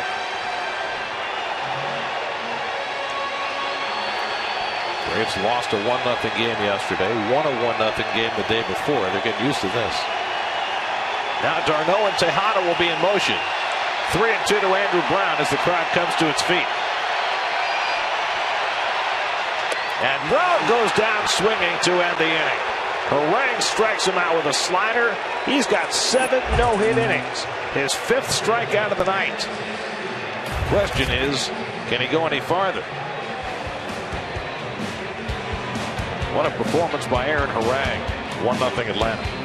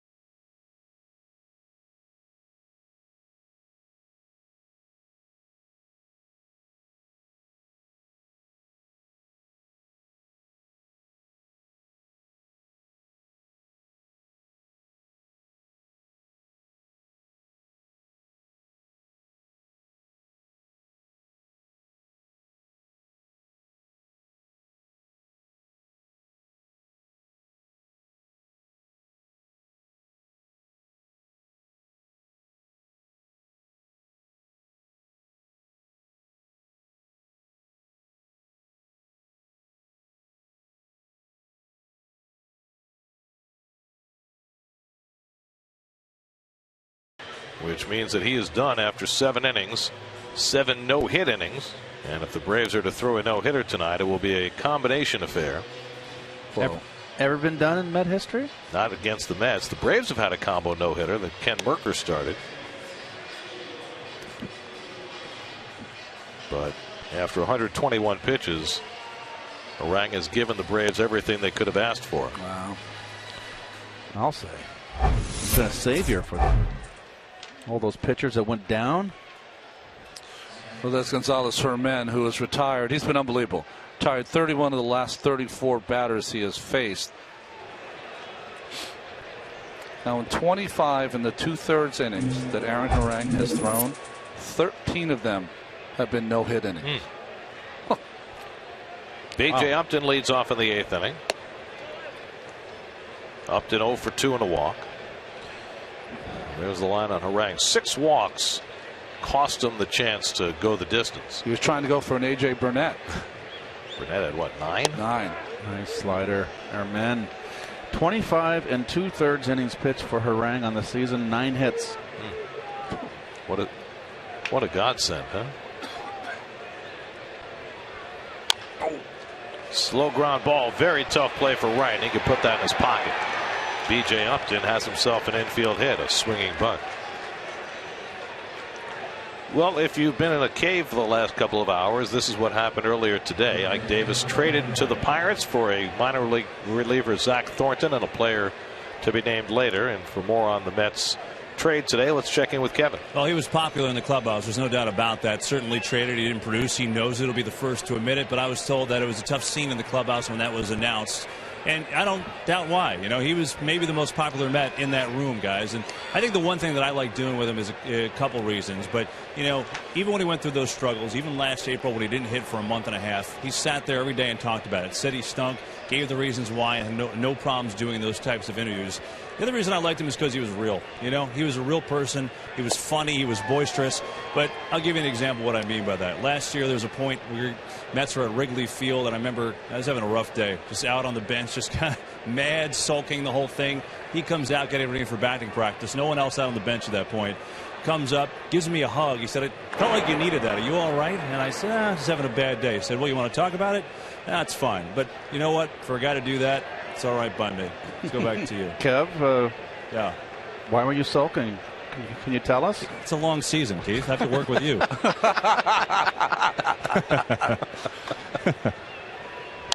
Ooh, good rip. That's what Murph always used to say. Bob Murphy always used to say it's a long season and a small booth. We all have our days. Justin Upton on deck. Herman ahead on Freeman 0-2. Freddie's 0 for 3 tonight. That hit by Upton, just the 4th hit in the last 45 at bats against Herman going back to last year. And it wasn't much of a hit. I'll give you an idea how effective Herman has been. Carlos Torres gave the Mets a scoreless inning in the 7th after a leadoff double by Chris Johnson after John Neese went the first 6, allowing a run on 4 hits.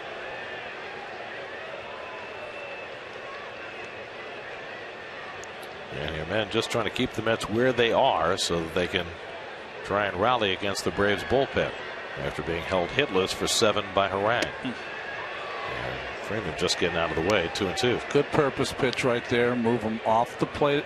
And then his best pitch is to change up away.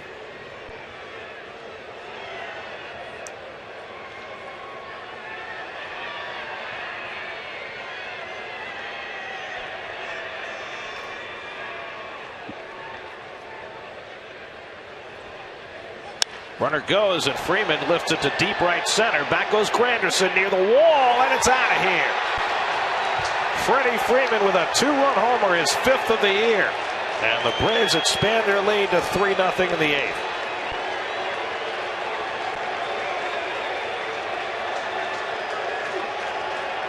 Freeman strikes again. His 13th home run against the Mets. And this one is a devastating 2-run shot. And late in the ball game, fastball way off the plate in, change up too much plate, Ronnie. Well, think about it this way. If I know fastball in, changeup away, what do you think one of the best hitters in the National League is sitting on? He has the talent to deliver on it, though. Well, that certainly changes the nature of this game entirely. Now Justin Upton, the batter.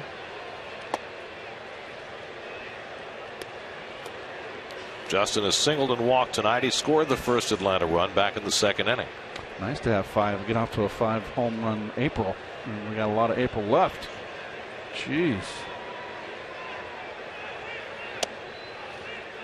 Freddie Freeman now, what, 10 for 30 against the Mets, 10 for 31 with 3 home runs. You think Harang's not happy about that bomb? Well, that was versus Nice. I'm sorry about that. His number's even better against the Mets, Freddie Freeman. And now her men behind 3-0. This is almost like a hockey swing here. Look, watch his top hand. Bottom, top hand, watch it come over. Flip. That's strength. That's wristies.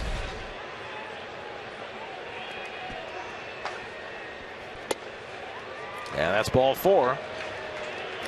So Herman, who has been so effective, gives up an infield hit, a 2-run homer, and now a walk on 4 pitches to Justin Upton. See if that gets you up. Here comes pitching coach Dan Warth, and I had a hunch. You know, the New York Times magazine, as you see the side swing, Keith. There's hardly any follow through. Let's look at his balance. Change up. Look how he's still up and down, straight up and down, and now he reaches for it, and just like, almost like a little touch shot. You know, you're in between the clubs and the golf course. What do they call that in hockey? He one-timed it. Yep, there you go. Right? It's more hockey than golf. I'm telling you. Yes. But I like, you know, the New York Times magazine, they always have that one little thing where it's a word that should be a word because of the way. Wristies would be one of them for you. Oh, well. Thank you. Those are my little pet names. So Jerry's Familia up in the Mets bullpen. Now Evan Gattis, the batter. Gattis has walked, struck out, and fly deep to right. 0 for 2 on the night.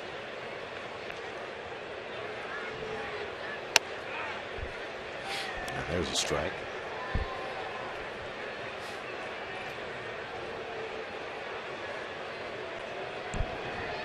And Ugla on deck.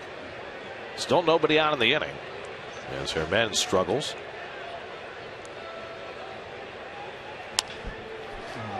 Into center field. Chris Young moves over and makes the grab to retire Gattis for the first out. Let's check in with the studio. Kareth Burke standing by with another game break brought to you by the New York State Smokers Quit Line.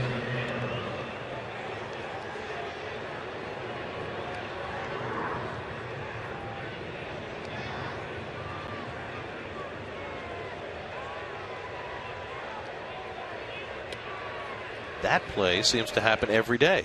The wild pitch followed by the error and 2-run score. It's crazy. That's right. There's Dan Ugla, who's 1 for 3. And he hits it in the air to deep left center. Back goes Young, back near the wall, and it's off the base of the fence. Eric tips it to himself, turning third and trying to score is Upton. The relay throw to the plate, the tag by Darno, and Upton is out. The throw to third, it goes down the line, and Ugla will score. The Mets get the out at the plate on Upton, but then Darno trying to pick off Ugla going to third, and Ugla able to score to make it 4-0 Atlanta.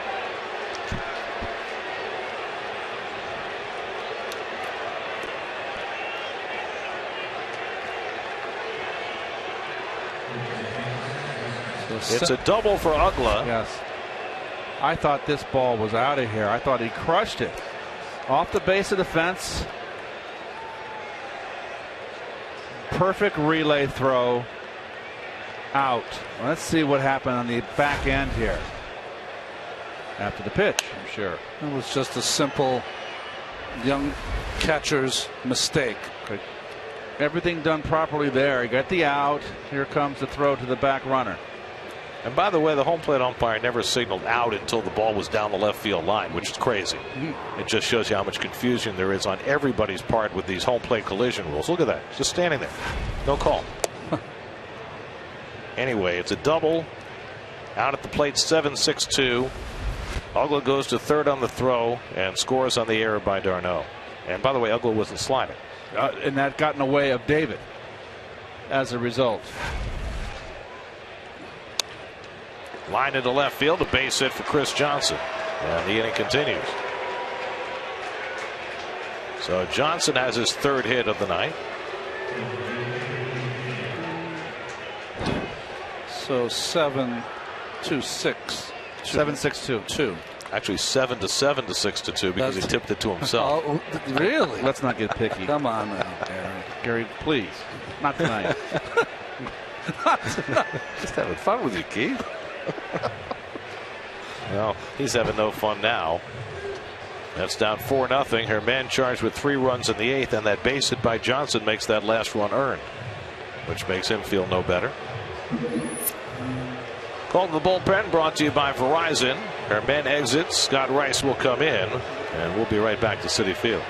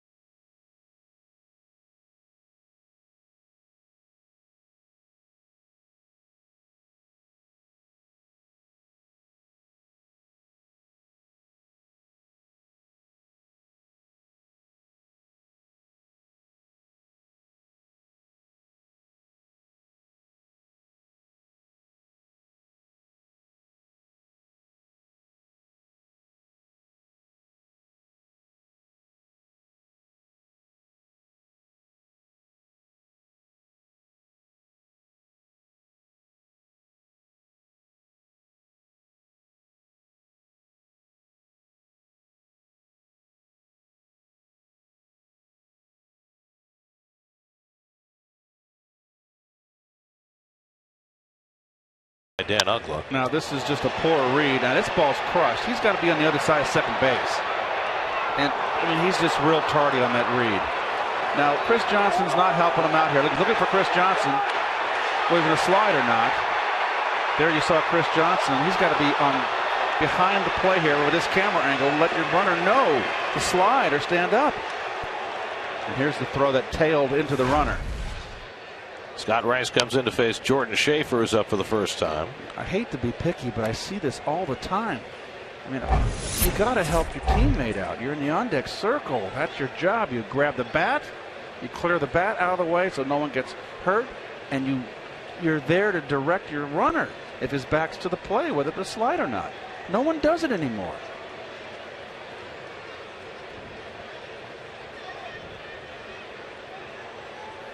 But what was interesting there is that you could clearly see Justin Upton looking for guidance. Right. Yeah. Yep.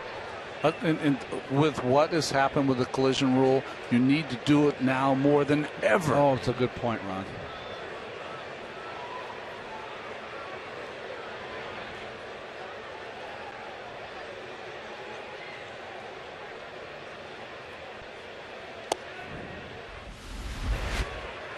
Well, here's a. This from campus from Al. Still swinging. Chris Johnson. See, I was just still swinging the bat. Ball's in the air. You got to get over here. Look at the bat. Look at the bat there. Oh, please. He was in the wrong position, although he did tell him to slide. But there's no excuse. 1-2, and Schaefer fouls it off. Well, it's like he realized he was supposed to do something, but he realized it about 6 beats too late. Well, pay attention. It's 3 hours out here. He knew he was going to get SNY'd. That's why. Watch yourself. Welcome to the big city. I just see too much of that. You were always taught that in Little League, weren't you, Ron? Yeah. Schaefer cracks one to right, sending Granderson back. And Curtis can't make the play. It goes over his glove to the wall. Johnson around third, heading for the plate. Murphy's relay throw is not in time. Wow. It's a double for Jordan Schaefer against the left-hander. And the Braves have now put up 4 runs against the Mets bullpen here in the 8th and lead at 5-0. Well, Curtis misplayed this ball a little bit. I think he didn't think it was hit so hard, as hard. Got out of his reach.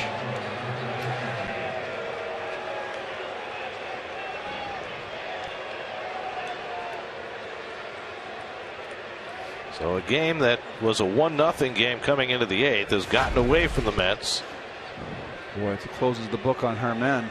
Those are all 4 of his runs. Now Tyler Pasternicki is batting for Aaron Harang, who's now officially out of the game, working on a no-hitter through 7. And so it's up to the Braves bullpen to get the final 6 outs to secure the no-hitter.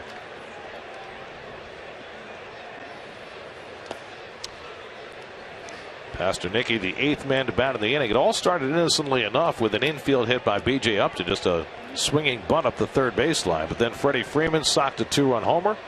Justin Upton walked. Ugla hit the double. Upton was thrown out at the plate, but Ugla wound up scoring when Darno threw it down the line. Johnson followed with a hit, and now Schaefer a double to drive him in. And now 2-0 to Pasternicki. Aaron Harang just went up to Freddie Gonzalez and said, Skip, I'm pretty good with that little rest and the long inning. Yeah, too late now.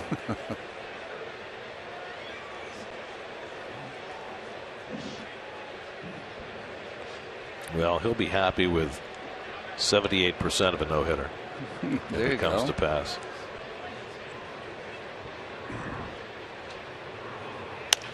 Pasternicki grounds one to Tejada. And that finally puts the brakes on a big 8th inning for the Braves. 8 men came to bat, 4 of them scored, 2 of them on one swing by Freddie Freeman. His 5th home run of the year helps the Braves to a 5-0 lead in the middle of the 8th.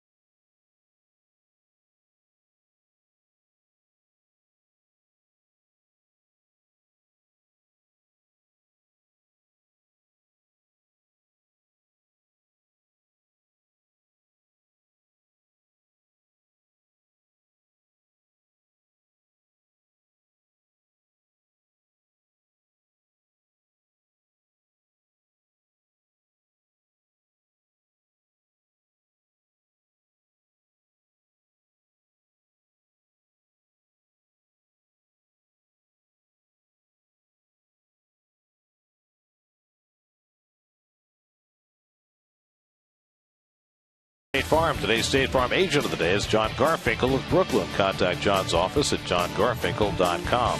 By the New York State Smokers Quit line. And by Honda, get a great deal during the Spring into a Honda sales event. Monday at 5 p.m., Jonas Schwartz and Joe Beningo will have a recap of this weekend's Mets-Braves series, plus all the reactions from Sunday's Rangers-Flyers playoff matchup on Daily News Live, presented by Citi, Monday at 5, only on SNY. Luis Avilan picks up the reins from Aaron Harang with a no-hitter intact and misses high to Eric Young. Well, Avilan, who had a career year last year, has gotten off to a slow start. Remember that game against the Mets when he had to leave with tightness in his hamstring.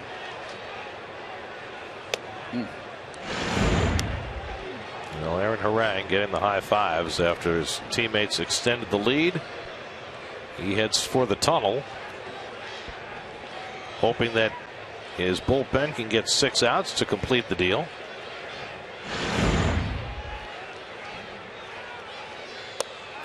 Mets have not been no-hit since 1993 when Darryl Kyle did it in the Astrodome. Ed Halicki ho-ho.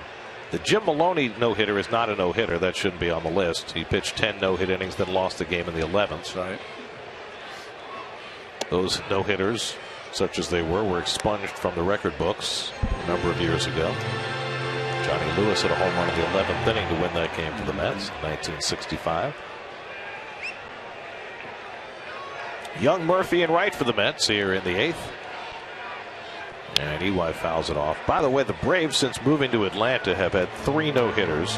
Phil Niekro against the Padres in 1973. Ken Merker against the Padres with 2 relievers. That was a combined effort in 1991. And then Merker did it himself first week of the season against the Dodgers in 1994. Remember that one.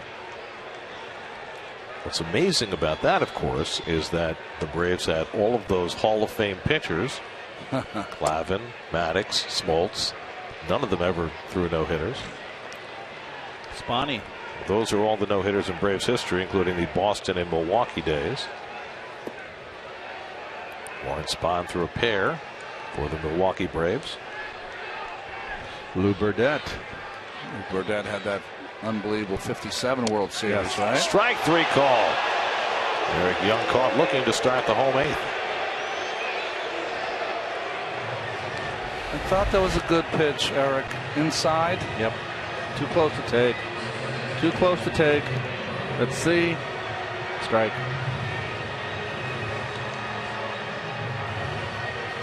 Just you don't expect the pitcher on a 3-2 count to throw that perfect pitch, and Avilan did. So 1 out and nobody on. Now Daniel Murphy, who's 0 for 3.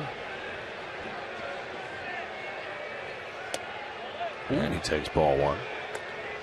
Avilan had himself a circus outing earlier this week. That game where the Phillies and Braves battled with the home run balls back and forth in the late innings. Avilan gave up 5 runs in an inning and got the win. Relief pitcher. Unbelievable. I think I saw there was the first time in like 30 years somebody had gotten a win giving up that many runs in just an inning. So every once in a while you're in the right place at the right time. You know what? If anyone deserves it, it's Avilan after the season he had last year. And that's ball 3.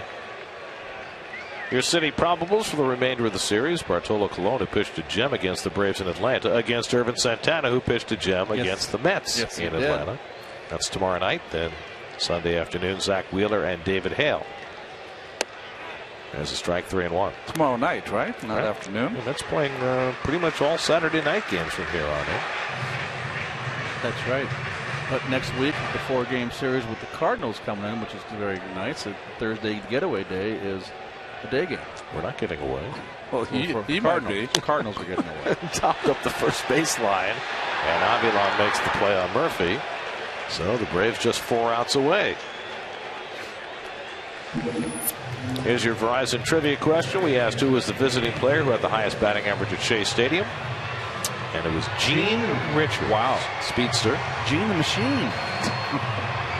Not the dancing machine, just Gene the Machine. Gene was a nice guy. He's a nice little player. He could run like a deer. Tall, lanky, right?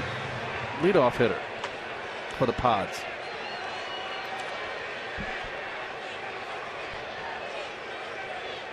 David Wright has struck out twice and drawn a walk. Harang walked 6 and struck out 5 in his 7 hitless innings. And Avilan has retired his first 2 here in the 8th.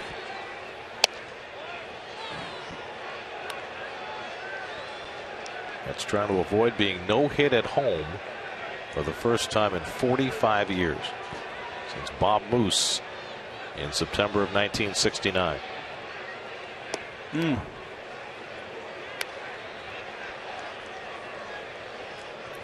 Bob Moose. He had the big fro, I remember. Curly hair. All the guys in those days had the perm working, didn't they? His hairdo was almost like Oscar Gamble. Not quite so dramatic. And there is the Mets' first base hit of the night. After 7 2/3 innings of futility, the Mets finally get their first hit. See that little chip with his father? Hanging hook.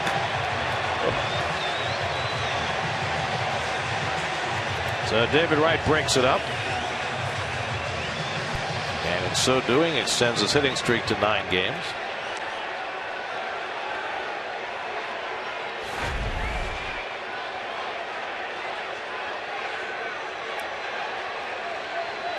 And now Curtis Granderson will try and make something of it. Curtis 0 for 3 in his return to the lineup tonight. And the fastball in for a strike. You can see why Avilan is so tough on lefties. He's a little 3/4 action, which if you're the left-handed hitter, it almost looks like it's coming from behind your hip. He's got a good hard sinker inside too, Ronnie. That's a big equalizer. There's a good curveball when it's 0-2. That's the one he wanted to throw to David. Wasn't to be. This is the good one. I'll say.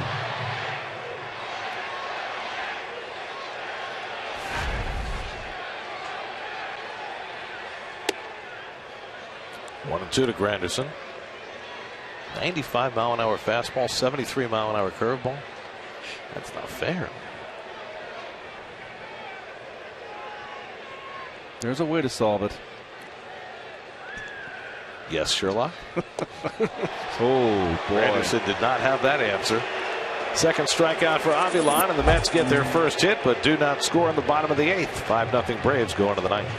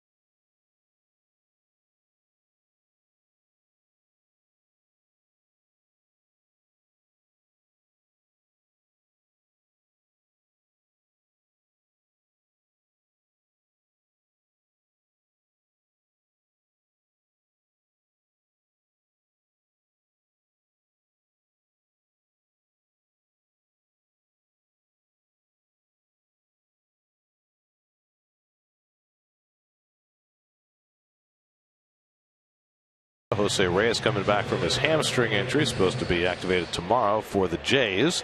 Aroldis Chapman throwing batting practice, still not close to coming back for the Reds. And Josh Johnson, now with the Padres, maybe having a second Tommy John surgery. He is making the dreaded visit to Pensacola.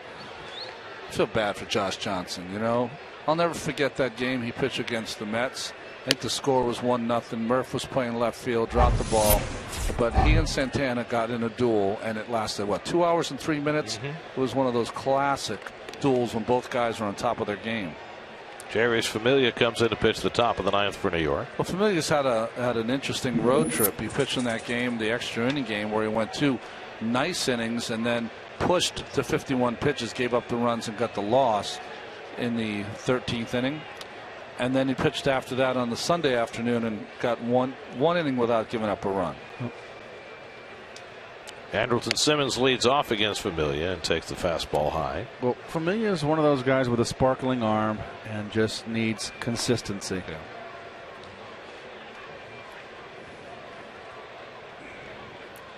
Simmons 1 for 4 tonight, an infield hit back in the third. I always look at these guys, Keith, like if he only knew how other people view him, he'd be world beater. You know, I mean, people going up saying, boy, I hope he doesn't embarrass me, because that's what he can do when he's got the strike zone. You can go up there and have 3 pitches and go sit down. Simmons gets under one to center field. Chris Young gliding back. 1 out.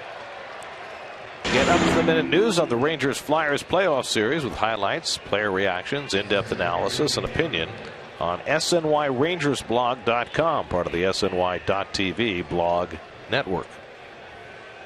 So we've morphed into the Stanley Cup playoffs for reading hockey promos. Nice. I saw Matt Harvey today after he was done doing his throwing. He was coming in, and he's very excited, of course. A big Ranger fan. So they scored, 3 goals in the third period, I think, to take that one.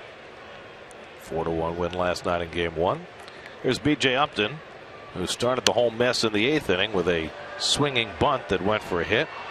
8 batters later, the Braves had scored 4 runs to change a 1-0 game into a 5-0 game. Jordan Walden is up in the bullpen for Atlanta. Looks like he'll pitch the bottom of the 9th as he hops off the rubber.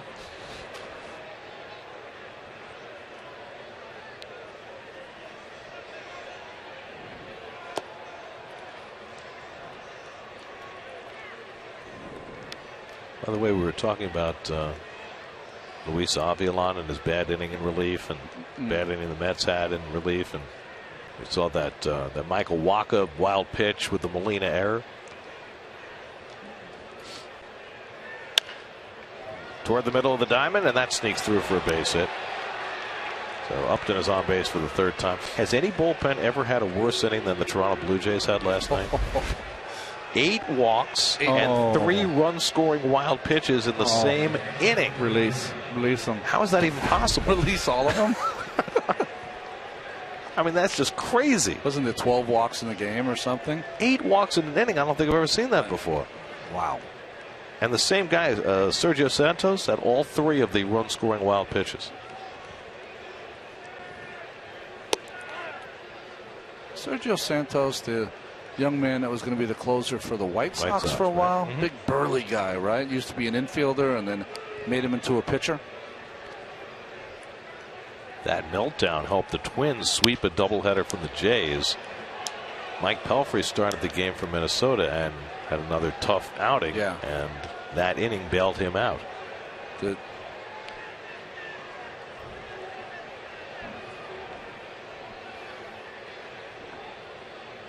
slugger behind by the Caesar sign above the T in Toyota, the second T. Look at him, he's ready. There's only one problem. There's a screen between him and the ball. Hit down the line by Freeman, and that'll go all the way to the corner. P.J. Upton to 3rd. He'll be held up there as Granderson gets it back in. Freddie Freeman, after a 2-run homer his previous at bat, has himself a double. And the Braves have 2nd and 3rd and 1 out. Down and in. Don't want to do it there. Wanted it away. Ripped. Keith, are those the good at-bats that the good players do not give up late in the game, comfortable lead, still mashing is Freddie Freeman. Yeah, but 5-0 is not insurmountable. Yeah. This now has the potential to really blow this game out of the gym. Justin Upton's been on base 3 times, a single and 2 walks. And Terry Collins tries to ponder yet again why his team plays so well on the road and comes home and has a dud. John Neese pitched well. Other than that, there's been very little to recommend itself for the Mets tonight. Bullpen, which pitched so well for most of the road trip, having a tough night. Mets have managed just 1 hit over 8 innings. And there is nobody up in the Met bullpen, I believe, and it is young man. Ronnie, we had that Davy Johnson talking Tidewater. Yeah. You have to find your way out of this one. Go get him. Just a bag of balls.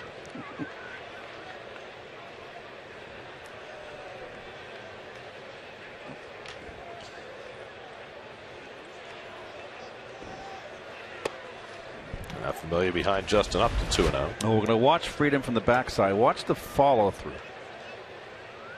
It's interesting. He loses a lot of power with that backswing. Keep it going.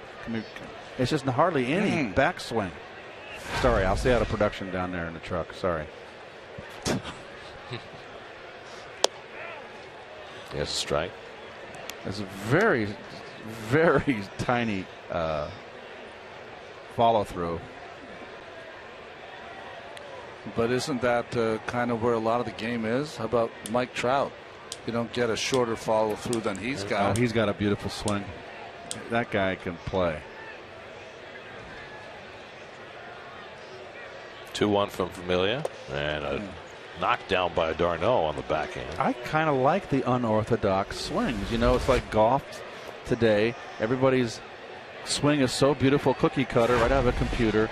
Where Arnold Palmer had a weird swing, Furyk with the take back. That's great. How about Lee Trevino? Trevino, it's nice to see someone unorthodox that has its own style.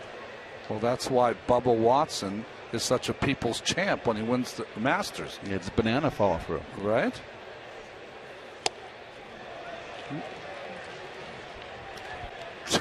Well, I had to bring up golf because get your Masters jacket. Did you win? On. You won.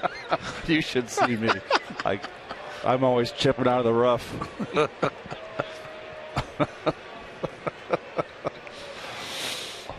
I wonder what the Masters people think of a guy named Bubba. Bubba winning twice. 3-2 from Familia. And Upton strokes one to right center. Chris Young coming over to make the catch. Tagging at third is B.J. Upton, and he comes in to score on his brother's sacrifice fly. And it's now 6-0 Atlanta. Let's see what's coming up on Geico Sports Night tonight as we check in with the studio in Carithburg. Thanks, Gary. Coming up tonight on Geico Sports Night, the latest on Mike Woodson's job status and the Nets getting ready for the Raptors. We'll see you later. Okay, Kareth. Now Evan Gattis. By the way, with Justin Upton driving and B.J. Upton there, I had a thought. 2 Uptons in the outfield for the Braves, 2 Youngs in the outfield for the Mets. Eric and Chris tonight. I was wondering the last time anything like that had happened.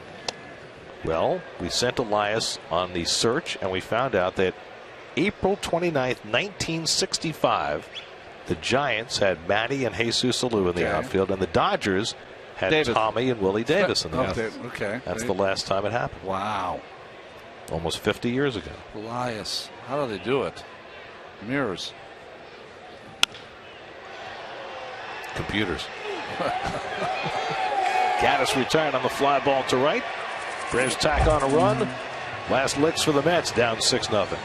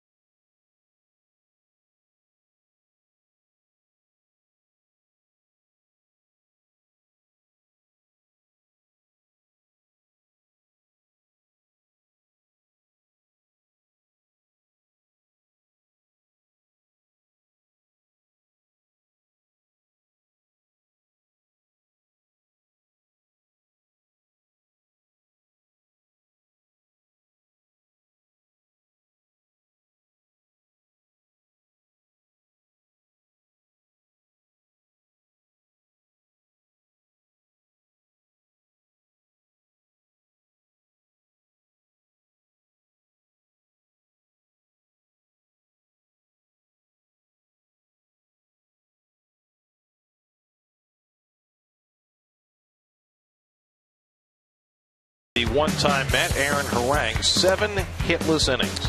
You know what was interesting to watch is that I've seen Harang pitch before, we all have, and he's a guy that's really spent most of the time trying to go for strikeouts. Okay, he walked 6. He was pretty careful. But watching him throw, you had to be impressed. And now at 25 2/3 innings, more than half of it, 13, has been spent hitless. Mets will come to bat in the bottom of the 9th against the unorthodox right-hander Jordan Walden, who tries to finish it off. Watching Jordan Walden pitch is like watching the triple jump at a good call at a track meet. I mean, he just is so unorthodox. He has everything you'd want in a pitcher. Throws 95 plus, razor blade slider, little changeup. But watch that right foot and see where it ends up, folks. Chris Young leads off and takes a fastball strike. Plus, he throws hard. I mean, he's got everything to be should be a legit closer somewhere, and was for a while with the Angels.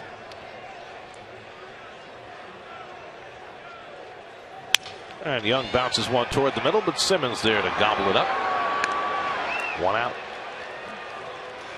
Remember he came here with the Angels and just blew away the Mets one night? Watch this right foot. He kind of steps and then hops. That's unbelievable that he can generate power. Still hasn't let the ball go. No. He's pitching from 55 feet away. It should be against the rules. It is against the rules. But they're not going to call it. They're looking for pine tar this month. Here's Lucas Duda, who's 0 for 2 and a walk. Now, the last time the Mets were one hit was last September by Gio Gonzalez, who went the distance. Last time the Braves had a one-hitter, June of last year, Julio Teheran combined with David Carpenter on a one-hitter against the Pirates. Mets' only hit came with 2 out in the 8th inning, a single by David Wright against Luis Avilan. Harang left after 7, having thrown 120 pitches with a no-hitter intact.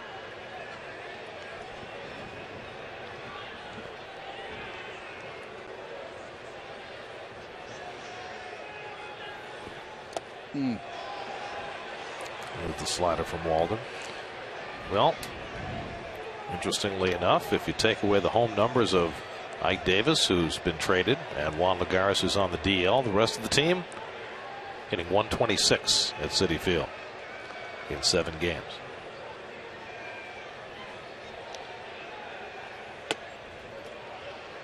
Well, I mean, if there's numbers and they're a touch below what you usually do, you can kind of maybe find a reason for things.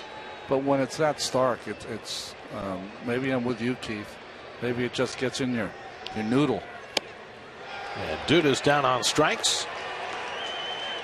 And the Mets are down to their final out of the night. Let's look at our AT&T fan photo for tonight. It comes from Joe LaRocca. That's straw on the right, isn't it?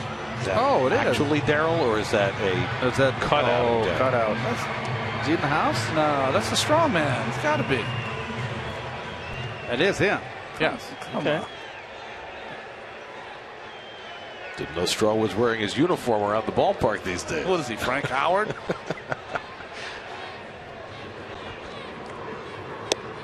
Travis d'Arnaud takes a strike. Well, on the day the Mets traded away Ike Davis, moments before the game began, who knows what kind of impact that's had on the Mets' performance tonight, but their offense has shriveled up. Ball and a strike to d'Arnaud. You just got to go home if this game ends the way it is, and you got to just go get him tomorrow. 21 runs in 3 games in Arizona, and nothing close to a run tonight. I remember those teams I played with here in New York, and there's a trade. Zach Thornton and that player to be named later. This numbers of Zach.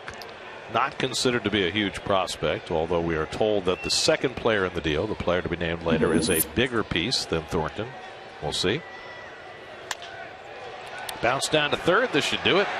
Chris Johnson throws to first, and the Mets have been one hit tonight by the Atlanta Braves. A lone David Wright single in the 8th inning, all that stood between the Mets and being no hit, as Aaron Harang who pitched some for the Mets last year, threw 7 hitless innings tonight, and the Braves whitewashed the Mets.